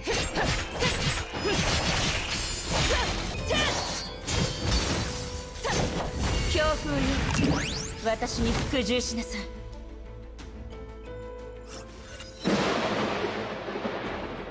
Sparks flew as May slashed her way through like an enraged Oni, while lightning and thunder exploded all around her. May's mind was as tranquil as still lake. 絶対にさせない。私が彼女たちを守る。これが私の全てだから。Ah, damn. A light erupted within the tunnel and sped to the other end before converging into a single point. かかってきなさい。氷の律者。Let's see. The Manila Honkai Eruption. Event ID SEA is 074. Location Manila, the Philippines. Huh. Okay. It's in the Philippines, my country of origin. Eruption time May 22, 2015. 4 o'clock a.m. The 2015 Honkai eruption in Manila, capital city of the Philippines, was the largest and most disastrous Honkai event in Southeast Asia. Although the Manila eruption did not give birth to any Herrscher, claimed over 2 million lives. About 3 million people suffered various degrees of Honkai infection, while secondary disasters that struck the city and the surrounding areas rendered nearly 10 million people homeless. Upon the onset of the eruption, Shixal mobilized and deployed 42 Valkyrie squads, a total of 147 Valkyries. Over 5,000 rescue personnel from various departments were also sent in to contain the eruption within the limits of Manila. Combat losses were extremely heavy. The 6 squads garrisoned in the Philippines, including Snow Lotus, Sea Lion, and Astra, were nearly annihilated. The eruption severely affected the economic and political stability in the Philippines and Southeast Asia as a whole. To date, the city of Manila remains off-limits, with Honkai levels in urban districts remaining at unsafe levels. Further monitoring is still required. Document last updated on 2017 March 22. Okay, gotcha. A cold wind blew across his face. He could finally see light at the end of the tunnel. もう天命の防衛線を突破した。俺のことはいい。ここを出れば君は生きていける。A completely exhausted owl finally collapsed. He tried waving the Herrscher away, but she stared blankly like a snowflake, oblivious to everything around her. She then slowly extended her hand. The Herrscher picked up Owl, her movements clumsy yet surprisingly gentle. 君は The Herrscher's touch was no longer freezing. Her face showed hints of emotion. Astonishment and joy filled his heart. He decided to let the Herrscher carry his weight and continued walking. 氷の律者はこの辺りで止まったよね。ついさっきまでここにいたはず。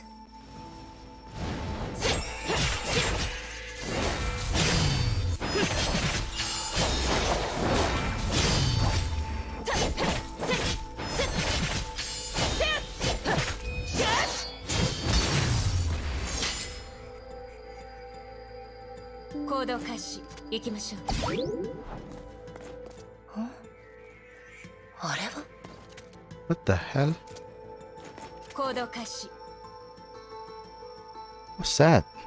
行きましょう。 Oh, 行動開始。 okay. Oh my god, my eyes. A strange statue of ice stood in May's way. Upon touch... Okay. The statue disintegrated into sparkling ice crystals and gave off hushed whispers. Huh? What is this?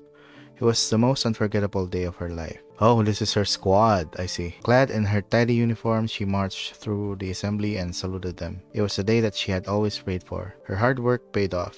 Her dream was coming true. The girl took a deep breath and loudly recited. 私、アナ・シャニアテはここに宣言します。私は天命に主教様に忠誠を誓い、崇高なる使命のために私の一生を捧げます。困難や痛み、そして死を恐れず、私は災害で苦しむ人々に希望をもたらし、彼らのために戦います。私は私の全てを人類に捧げ、どんな対価も惜しまず崩壊を倒すために全力で戦います。本日から私は天命のバルキリーの一人になります。 The light shone again before fading away with the girl's voice. Are those her memories? Perhaps? 行きましょう。行動開始。 Oh.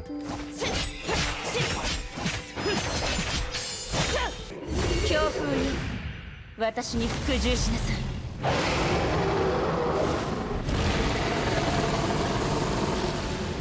記憶が氷になってどうバットン。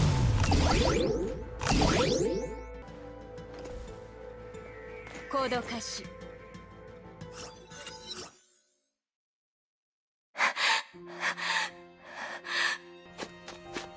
The dark, overcast sky loomed over a Valkyrie running away from something. ごめんなさい。ごめんなさい。 She repeated these words to herself as she desperately looked for a way out of the ruins. They were ambushed. The squad leader disappeared in the explosion and she lost contact with the other squad members. She must head back to the rendezvous point, re-establish comlinks, and get the reinforcements. The constant static from her comm device was the only thing she could hear. もっと大事な任務がある。ここで止まっちゃいけない。 The Valkyrie then caught the sound of loose gravel hitting the ground. She stopped running and looked around. Her gaze fell upon the collapsed building. She waited for a few seconds. There was nothing else. She was unsure if she was hearing things. So the young Valkyrie continued her desperate flight. ごめんなさい。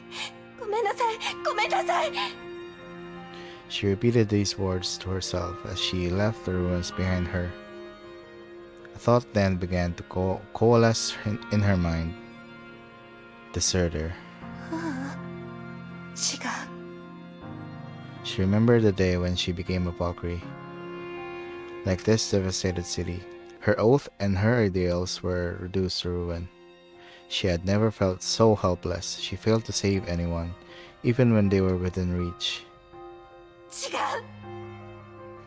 The Valkyrie stopped running. 私のやりたいことはこんなんじゃない。 Though trembling, she turned around and rushed back to the ruins.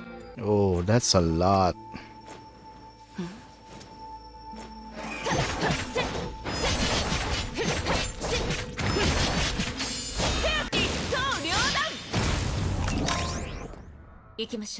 Koudo-kashi.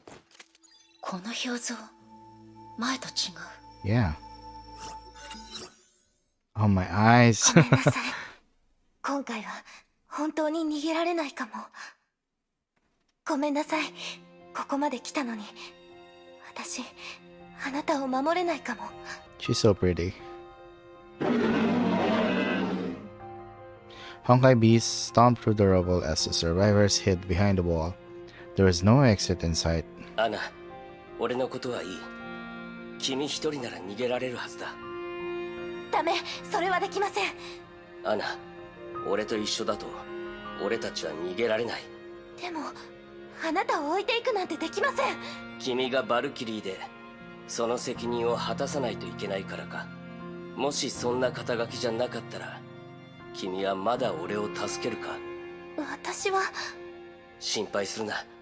俺はどこかに隠れて君が援軍を連れてくるのを待つから。そうだ、賭けをしよ賭け？う。ああ、もし俺たち二人とも生き残れたら俺とデートしてくれ。Okay. Nice. Oh, she's blushing. もうこんな時なのに冗談はやめてください。君がいるから俺は生きるチャンスをもらった。君が俺のそばにいて諦めるなと言ってくれたから俺はここまでやってこれた。All is smiling. Jen is smiling. こんな状況で君と出会えたことは俺の人生の中で一番ラッキーな出来事だった。だから君がいいって言わなくても俺は君についていく。 My god. 私は This is so tragic. 冗談だ。そんなに悩むな。No, I don't think so. あなたね。どうだ、少しリラックスできたか。Hmm? Okay, sure. こんな時に何考えてるんですか。アナ、俺はそう簡単に死なないよ。俺には家族がいる。やりたいことだってある。だから簡単に死んだりしない。陳天部、変わった人ですね。でも私のことも信じてください。私たちは一緒にここから出るんです。だから Hey, その賭け okay. 受けて立ちます。 I believe her. これをあなたにあげる。これは私の一番大事なもの。生きてここを出たら Oh my また返して。 god. これで賭けをしましょう。 Oh man. この写真は？彼女は陳変文。俺の妹で俺の探している家族だ。 She's so cute. And she's holding a homo. Though the two managed to escape to a Shixal base, they had to go on separate ways. Chen Tianwu would be getting treatment at another city, while Anna was to be redeployed to the war zone. 彼女はまだあの廃墟にいるはずだ。アナ、頼む。妹を探してきてくれ。すまない。許されることなら俺も一緒に行きたいんだが。陳変文。 Someone knocked at the door. Anna lowered her gaze. ごめんなさい。そろそろ行きます。ああ、大丈夫だ。君に問題ばかりを押し付けるわけにはいかない。アナ、君を探しに行くよ。このペンダントはどうした？ごめんなさい。ペンダントは返さなくていいですから。 Anna left. He was left dumbstruck by her sudden change. He did not know why she left him like that, until much later. He heard a few conversations and learned that Anna became the leader of the new Snow Lotus Squad.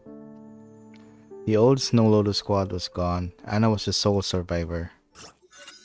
I will send something in the frozen garden. アナ、ここまでだ。 The Hershers stayed silent and continued to carry him as dark clouds roiled above the pristine Lee. ライデン・メイはもうすぐ追ってくる。俺と一緒だと。Oh, sorry. 俺が彼女を牽制するから君は言ってくれ。陳天部。アナ。 Oh, she's back. 陳天部。アナ、やっと戻ってきてくれた。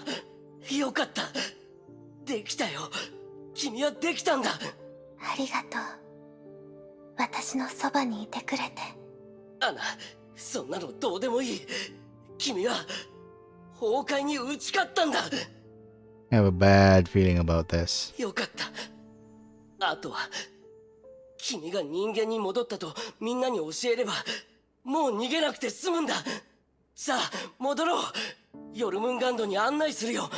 もういいの？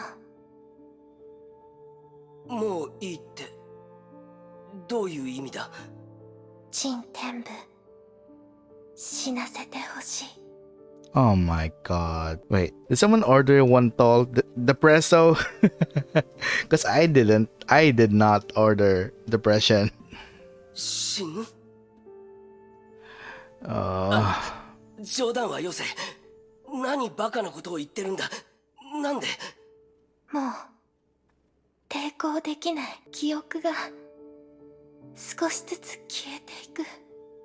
これは私が最後の力で稼いだ時間。アナ、そんなバカな。陳天部、もういい。そろそろ終わらせないと。せめて最後は人間として死にたいの。 Oh my god. いや、必ず方法はある。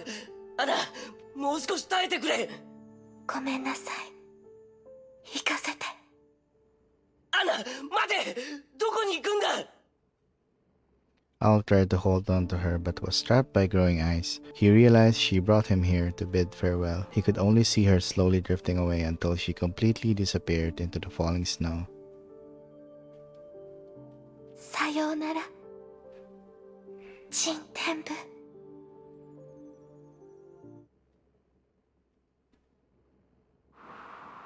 It was snowing when May saw the Hershey of Ice standing right before her. The Hershey approached May slowly, quietly, and gently as though she expected this confrontation. Crystals of ice blossomed with her every step and gave off a faint glow before disappearing to the thin air. May knew what the Hershey wanted. さあ、すべてを終わりにしましょう。どうぞ。私はもう。ごめんなさい。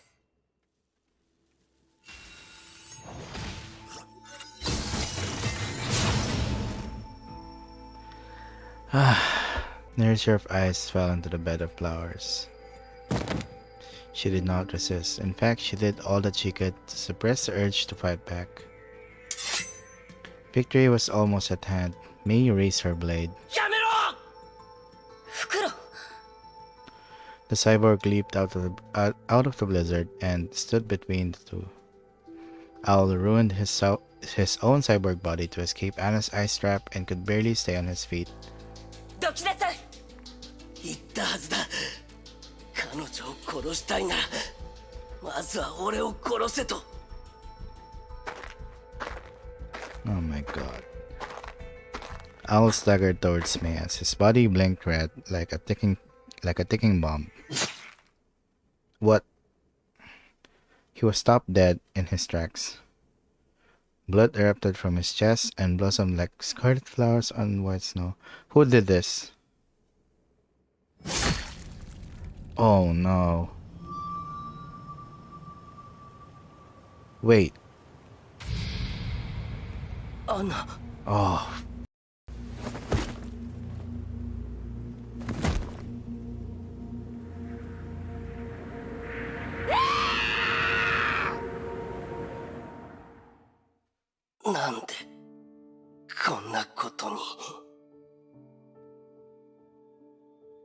A clinging pain spread from his chest as fluid swept from the wound and his world turned red.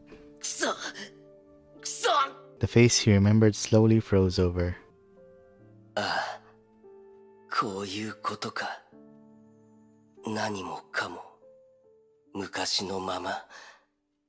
何も変わらない。ごめんなさい。私は天命のバルキリー。私の使命は崩壊を倒すこと。陳天部。この災害はあなたの人生の中で起きたただ一度の事故に過ぎないんです。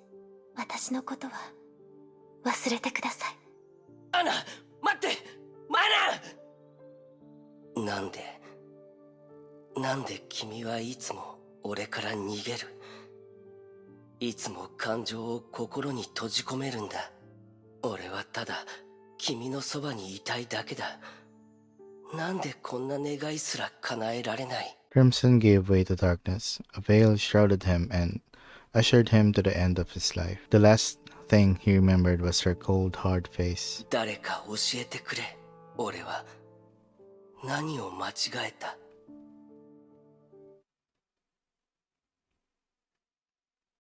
Death engulfed his world. There was neither light nor sound. He laid in the vast emptiness, adrift in the great ocean of nothing. He stared into the roiling yet pure darkness. He tried to understand it, yet his senses had already left him. これが死。 Then a spark appeared in this empty void.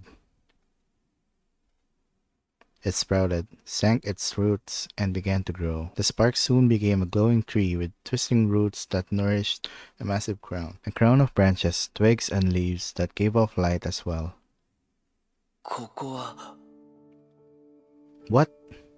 He then found himself in the middle of a scorched ruin. His returning senses felt the dust and heat. The place felt familiar. He looked around. He quickly realized why he remembered this place.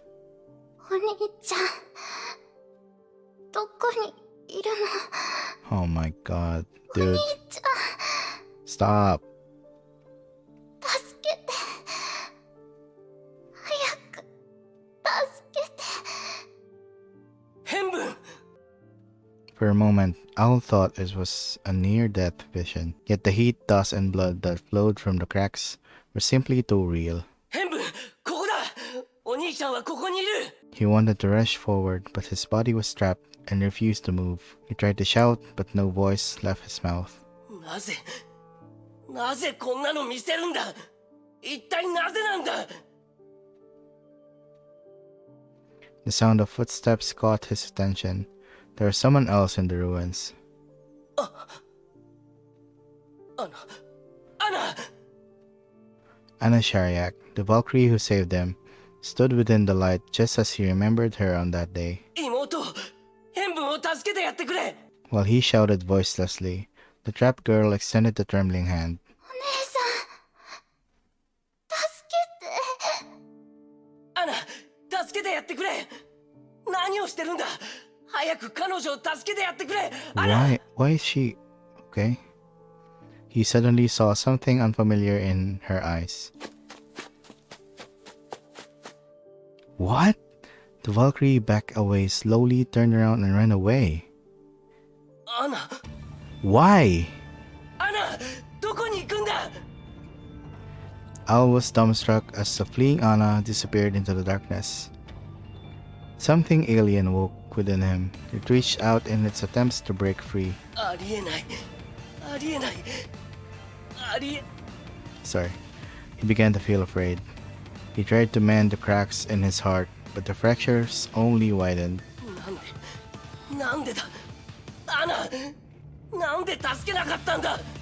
The music is so good. まさか。 His heart hardened and shattered like the rest of this world. お姉さん、お願い、行かないで。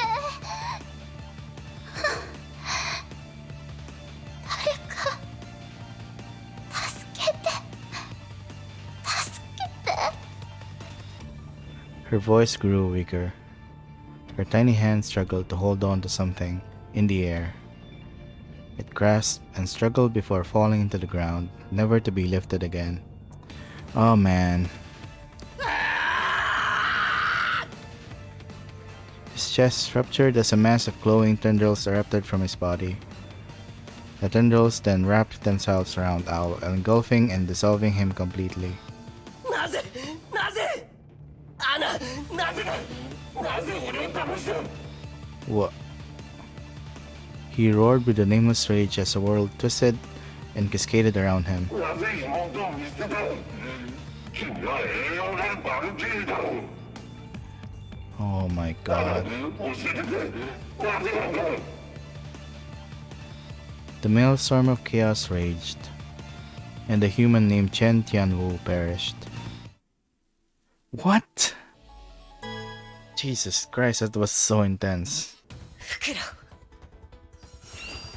行動開始。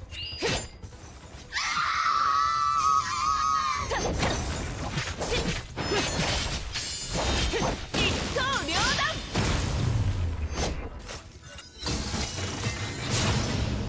Ooh. Lightning arcs collided with frigid grime. Hershers fought each other, their powers threatening to tear the fabric of reality apart. Then it all ended when a blinding blast smashed through the vortex. 終わりです。 Oh. Nice. I mean, okay.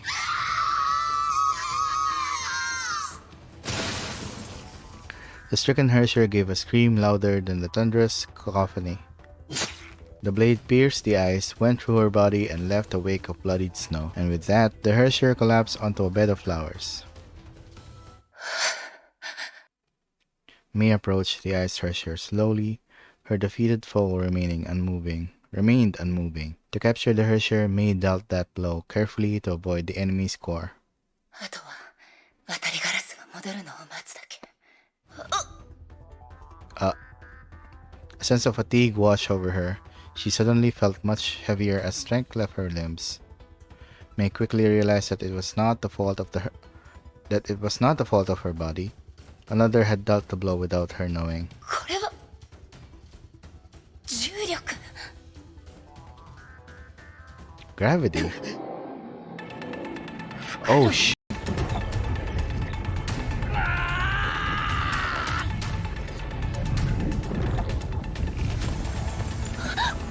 これは一体。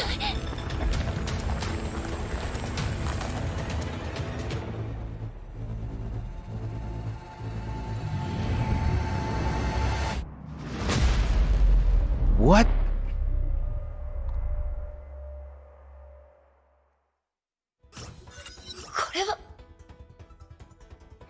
The black sphere erupted in mid-air. The frozen ground trembled as deadly cracks began to spread.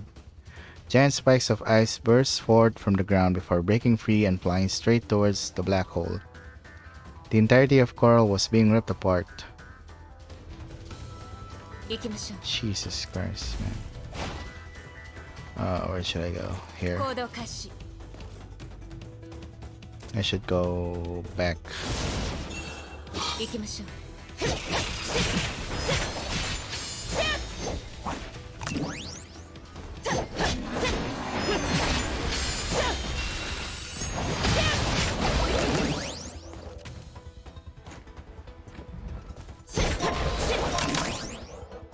行動開始。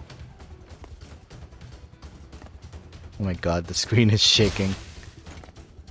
行きましょう。行動 Why 開始。 is wait? Oh my god, why is the camera? This is so weird.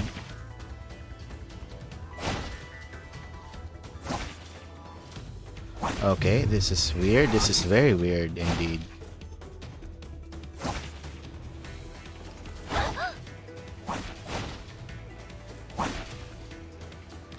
Okay, this camera angle is very weird. 陳天武さん、あなたの検査結果が出ました。残念ですが、長時間崩壊環境にさらされた影響で、あなたの体は感染されています。運が良ければ、2年の猶予。2年。では、俺の妹について何か情報はないか？残念ですが、生存者リストにはいません。捜索は継続しますが、あまり期待できないかと。陳天武さん、他に質問は？アナは、いや、何でもない。アナ、知ってるか？ Oh my god. あの日から、俺は全てを、俺を支えてくれていた全てのものを失った。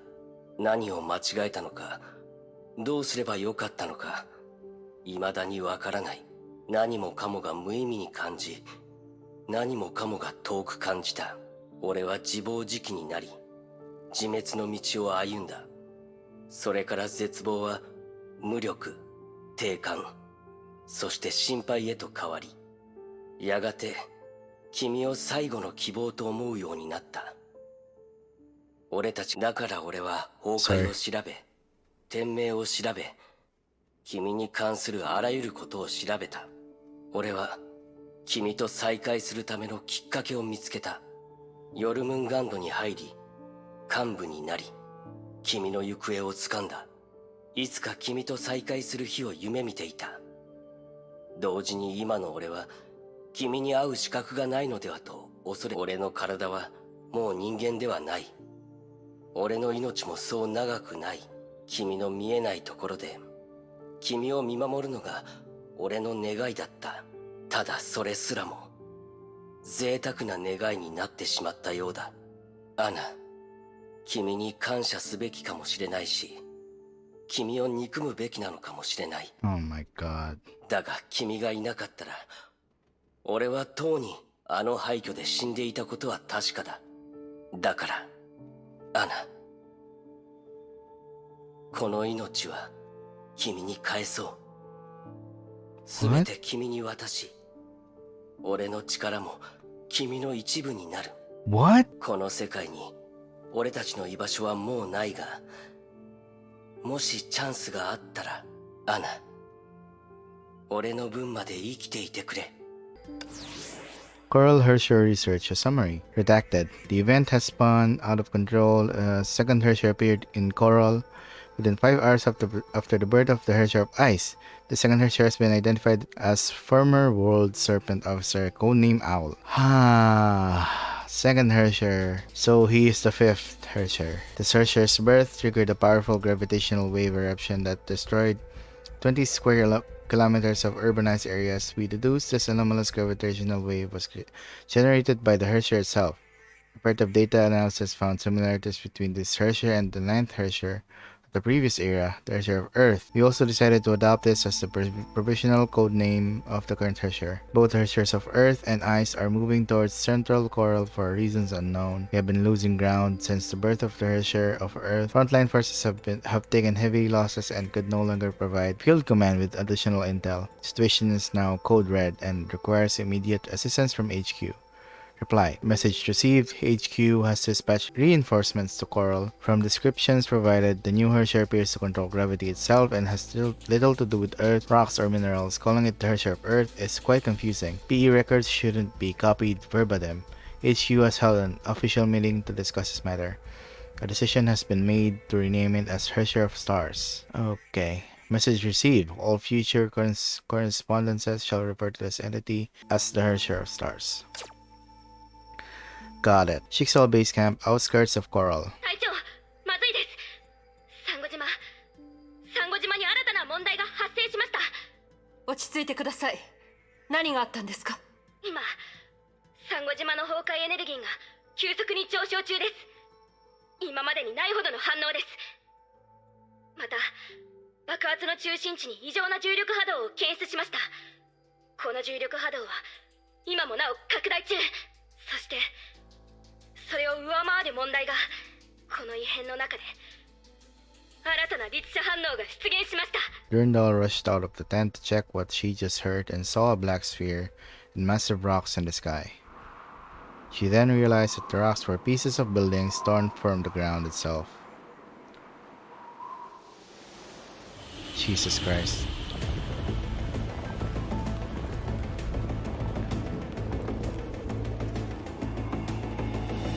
Okay. 何ですか？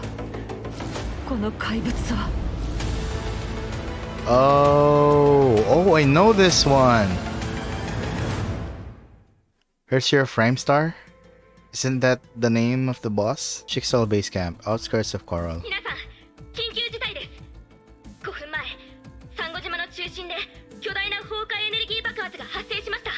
爆発を中心に発生した異常重力波は都市の3分の1を飲み込んでいます。さらにまずいのが、爆発の中から巨大な化け物が誕生したことです。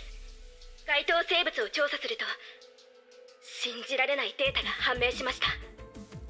その化け物の体内から2つの高濃度崩壊エネルギーが検出されました。 So she has 2 cores now. I その see. うち1つは氷の律者の律者コアの波長と一致しますが、もう1つはかつて観測したことのない律者反応です。つまり先ほどの爆発でもう1人の律者が誕生したということになります。現在のサンゴ島の状況は外部通信により本部へと送りました。本部から返ってきたメッセージには律者の特徴が記載されています。サンゴ島で発生した重力波異常反応を分析した結果、新生律者の能力は全文明の第9律者と一致します。 Yeah, we read this already. 2 Okay. 人の律者によって生まれた化け物。その通りです。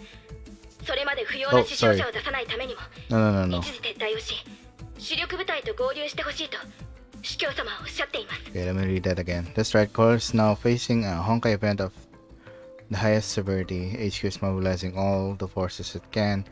Okay, the Overseer wants us to withdraw and rendezvous with the main forces and avoid unnecessary casualties. 了解です。 Gotcha.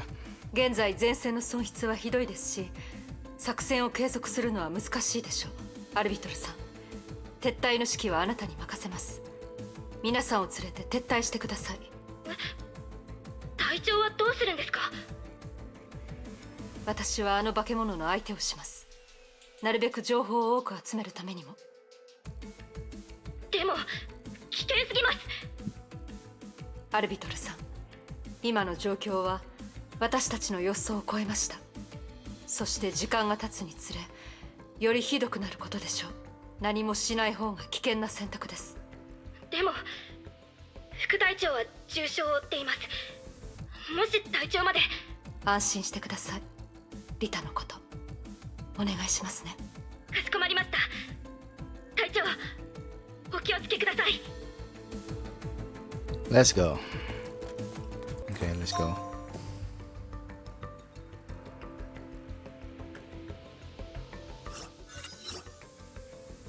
Meanwhile, downtown Coral. どうして May stood in the streets and gazed upon the broken skies. Chunks of concrete ripped up from the ground orbited the remains of the galactic stairway. 少し離れていただけでここはどうなってるんだ She landed softly beside her. 渡りガラス。経緯は天命の通信を聞いて知った。理由も大体察しがつく。さあ、お前の欲しかったものだ。Raven held a small box with black and gold stripes encrusted in a layer of frost. 計画は変化に追いついていない。黄泉の杖は手に入れたが、この状況でまだ役に立つかどうかはわからないな。それで作戦は May took the scepters of thought from Raven. She thought about Owl, his betrayal, his escape, the pursuit, and everything else that happened since then. May gave a slight frown as the scepters crackled slightly before giving off a red glow. 電磁場。やはりか。黄泉の杖の原理は特殊な電磁場を利用して律者コアと虚数空間のつながりに干渉すること。ジャッカルは説明しなかったけど、私はその力を身に受けたから、その電磁波長をはっきりと覚えてる。The red glow from the device spread like blood that slowly flowed into her palm, her skin, and her entire body. 雷の律者の力で同じ効果を作り出すってわけか。ええ、まだチャンスはあるわ。黄泉の杖にできることは私にもできる。そしてその強度はもっと強い。でもお前が立ち向かう相手は二人の律者が融合した化け物だぞ。そいつのテリトリーでそいつに勝ちコアを奪う。チャンスは一回のみ。失敗したら誰もお前を助けられない。そうしなければならない。何があろうとも遂げてみせる。それなら私が協力します。トゥランダルさん。Oh, let's go! Back up. トゥランダルさん。今サンゴ島の崩壊レベルはすでに通常崩壊の2倍です。しかもまだ上昇しています。あの化け物の力はまだまだ強くなります。残された時間はそう多くありません。デュランダルさん、コアの位置に近づくのを手伝ってください。そうすれば倒す方法はあります。渡りガラス、あなたは安全な場所に。悔しいが今の私では何の役にも立たないからな。とにかく健闘を祈る。電線雷鳴の時。 Snow, pure as blooming flowers yet dark like the deepest space, wafted at the foot of the galactic stairway. The Hershire was silent, as though it was a puppet cage in a nascent bud. 行きましょう。もう一か八かにかけるしかありません。ええ。 Oh my god, that's so cool. That's so cool looking. Jesus. While the Valkyrie and the Hershire advanced, the Black Nova hurtled to the earth. The Gravitex sphere instantly disintegrated upon hitting the ground and tore the heaven and earth apart. A blinding flash engulfed the entirety of Coral. Jesus, that's large. That's what she said. Yeah, Rhyme Star.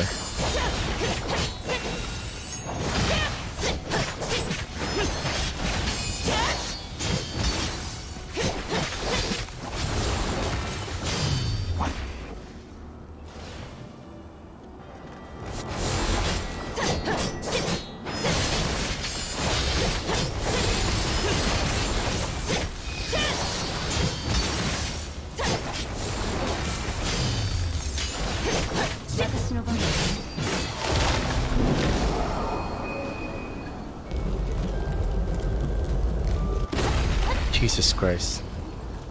What the? Oh my god. 軌道エレベーターは崩れます。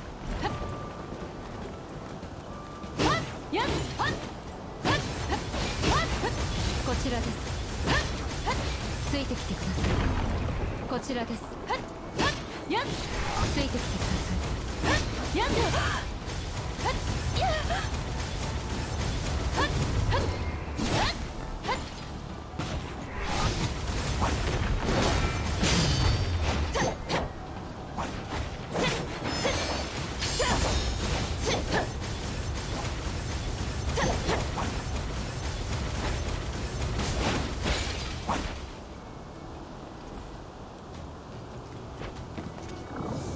動開始。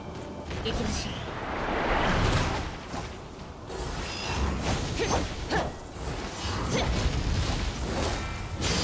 吠えなさい、クリカラ。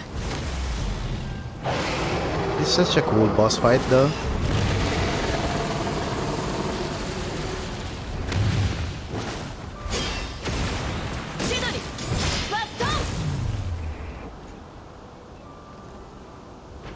Oh my god, this is so trippy.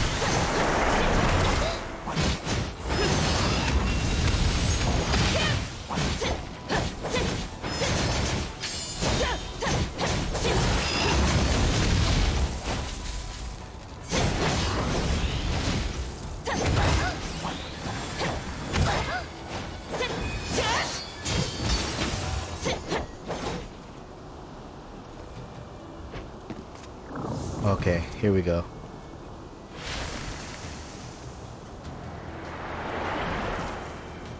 行きましょう。サモ島は律者の力にね。強風よ、私に服従しなさい。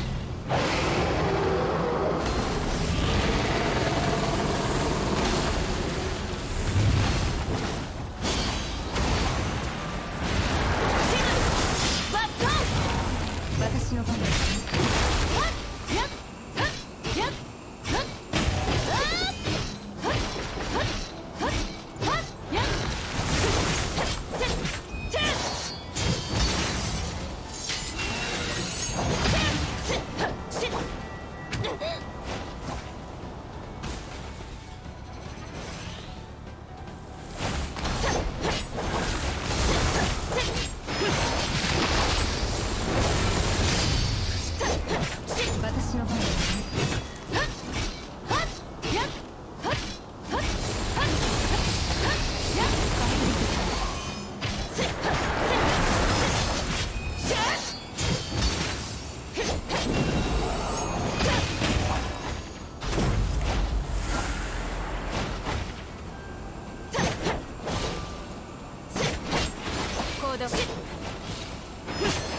行きましょう。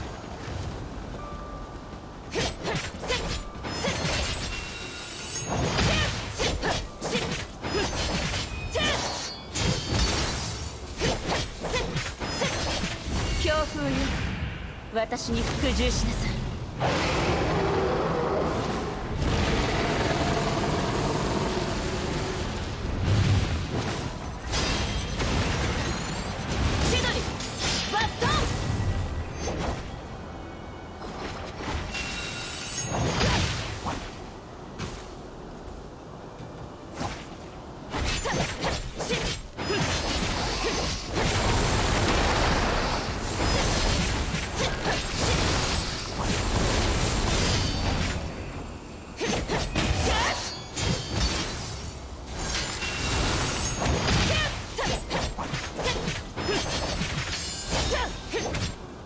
Nice.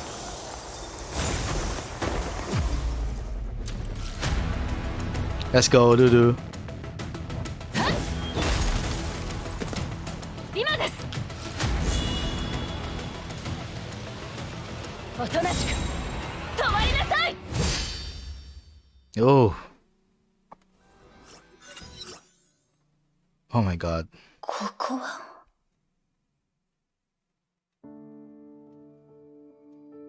Oh man. フクロウ。ライデン・メイ、お前の勝ちだ。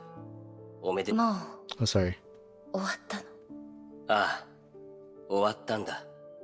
俺はただもう一度彼女に会いたかった。彼女に気持ちを伝えたかった。それも間違いだったというのか。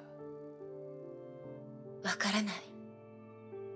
私もまだその答えを探してる。そうか。お前が俺たちみたいにならないといいな。ごめんなさい。なぜ謝る？俺たちは律者。倒さねばならない怪物だ。お前はただお前のするべきことをしたまでだ。もうどうでもいいんだ。運命が俺とアナにいたずらをした Oh だけ。man. もしかしたら俺の感情も俺が律者になった時に消えたのかもしれないな。もう悲しみを感じないんだ。 Yeah. さあ来い。 The blade fell. All went silent. 疲れた。こういう終わり方も悪くないかもな。アナ、これでやっと一緒になれる。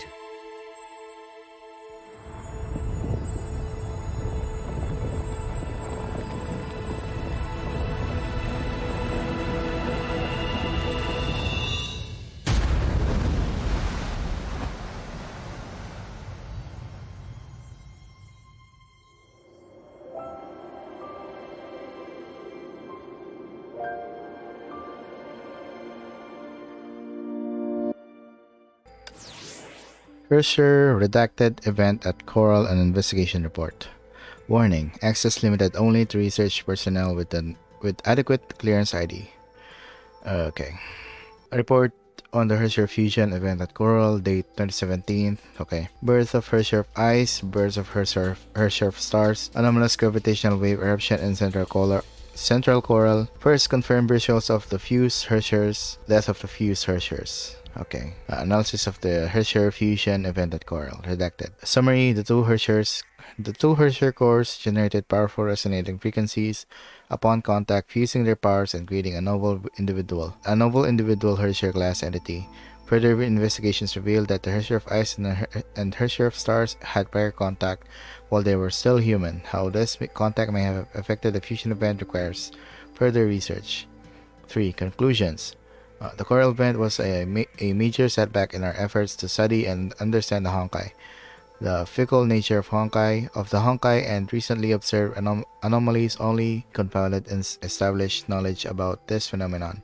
We speculate this event to trigger mass anxiety within the academia and demoralize large segments of our organization. If left unchecked, such influences may have lethal consequences. We hope the leadership takes notice of this and enact preventive measures ASAP. The storm blew over. The sun shone upon the land. Chickasaw relief forces assembled in the gentle sea breeze. May stood on the shattered breakwaters. The prosperous island state of Coral was now in a desolate ruin. The waves seemed to carry the souls of the deceased and remains of civilization to where they belong. This incident will be regarded in history as a disaster almost too terrible to behold. この2つのコアはまだ生きている。 Wow, look at this art. Look at this art, man. It's so beautiful. 成功だ。お前の目標に一歩近づいたな。黙り込んでどうしたんだ？拍手でも待ってるのか？喜べ。これはお前の勝利だ。勝利と呼べるものとは思えないけど。 May looked at the mercenary. Raven ignored her and tinkered with the third divine key she salvaged. Both of them remained silent for a long while until Raven finally raised her head.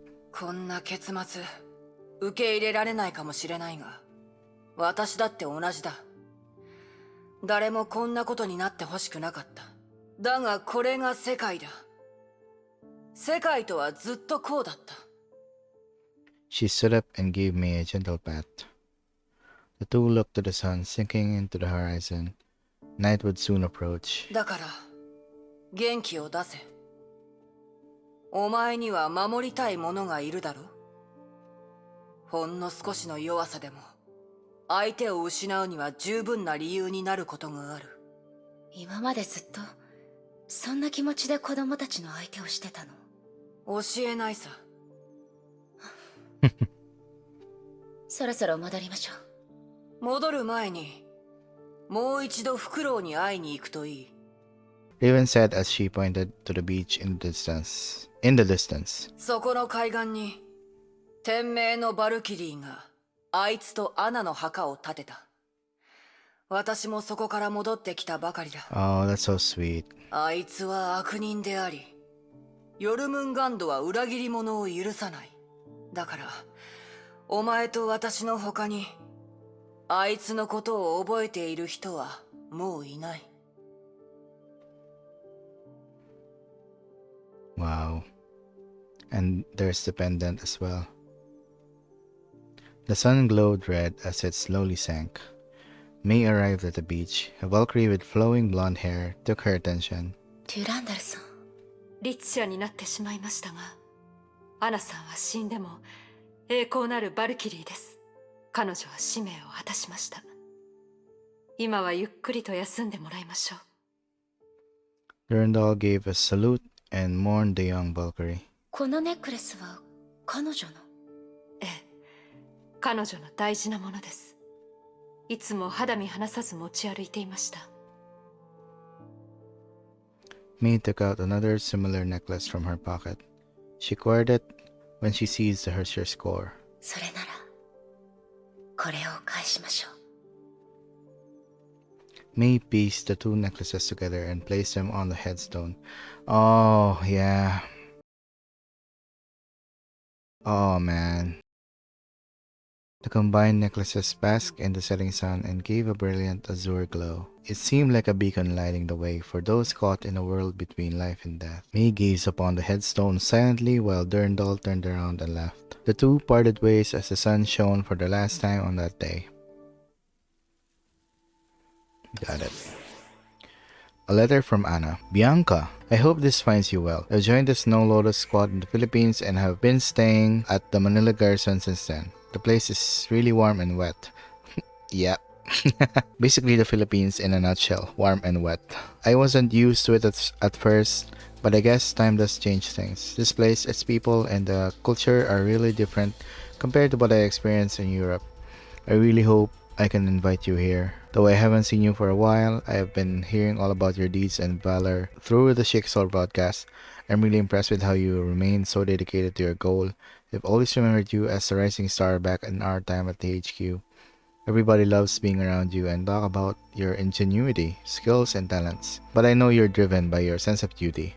You're strong because you've spent a great deal more time training than any of us. This is the first time I've told anyone about this, Bianca. I started thinking about a lot of other things after leaving HQ. I realized that a Valkyrie's duty isn't as innocent or wonderful as we had thought.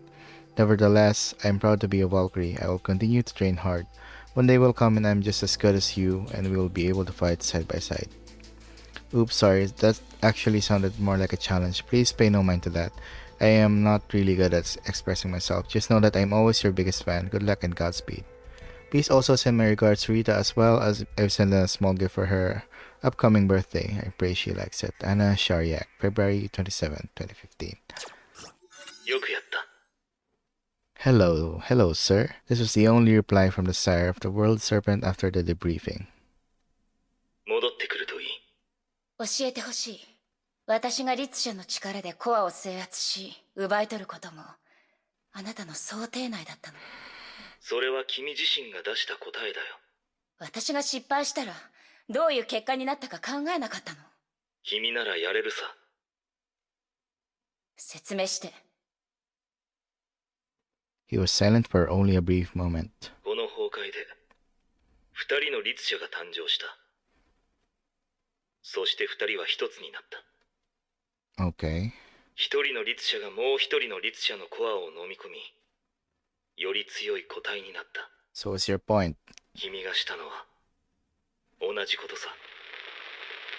政府、律者の力え？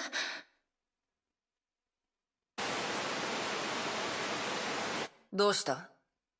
通信が切れた。これはジャミングじゃない。何かしらのトラブル。Huh? 基地で何かが起こってるわ。Okay. Oh, wait. Oh. Okay.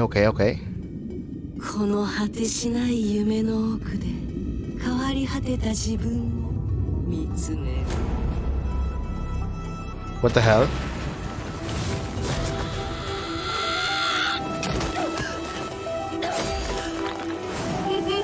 What? Is that Fuhua? Oh my god. 友か敵か選べ。いろいろあった過去、結果は失敗のみ。守りたい人も皆消えてしまいました。 No way. Oh my god. Pangwang down. Bruh. No. 刻まれるほどの憎しみだけが生まれ変わるほどの成長を遂げさせます。 No, please no. Oh, hello. Hello there, Branya. Oh my god.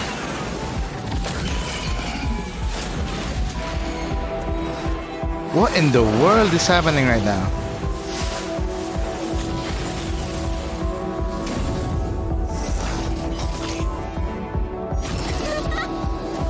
What?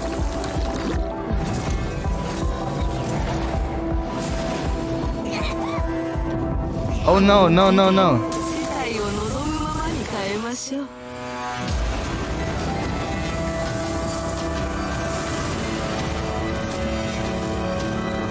What? 私がわからないのですか。キアナ、私は全てを変えます。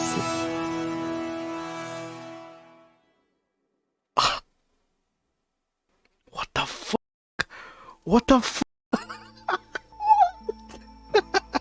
Holy sh! Oh my god. What just happened, man? First we saw Fu Hua, cause I know Fu Hua very well, cause you know I like her character so much that I just know that was Fu Hua. Then she attacked Durandal, and she was also fighting Kevin. I'm assuming that was on the Sea of Quanta, right? And then we cut into Bronya. Also, I should just say that I've never seen Kevin look that distressed before. I don't know. It just looks like a very serious situation. And then we cut to Bronya, who was obviously being chased by Fu Hua on a missile. And then she fought Fu Hua, but I think she failed. I think she's no match for Fu Hua as of the moment. I don't know. Is Fu Hua a Herrscher now? Like what? What just happened? Like, oh my god. And that thing at the end, Fu Hua was with Kiana. What? I am so confused right now. Oh man, I wanna play more. Oh, I wanna play more. I think the next arc is all about Fu Hua, huh? Oh man, I am so excited. I am so excited. But yeah, I have to cut this recording short for now because I have to take a break. Because you know I will die if I don't take a break. So yeah, thank you guys for watching this video.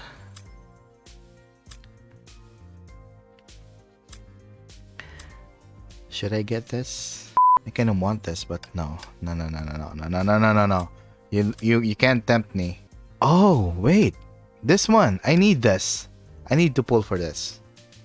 Alright, might as well just do it. Here we go. Let's go. Give me the stigma. For HOT. For HOT. Nope. Okay, nope. Please give me stigma. No, that's not the one. No, that's the wrong thing. No. Come on. Nope. Nope. Wow, I am so unlucky right now.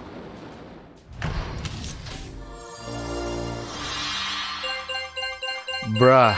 Oh my fucking god. No, I already have this weapon. No. No. What do you mean? No.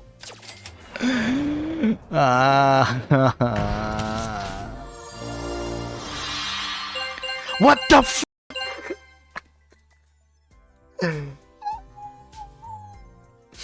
No. No, please. No. No way. No way. No. Please, no. No. Okay, now I have 2 extra. That's the worst thing ever. I am so lucky and unlucky at the same time. Oh my god.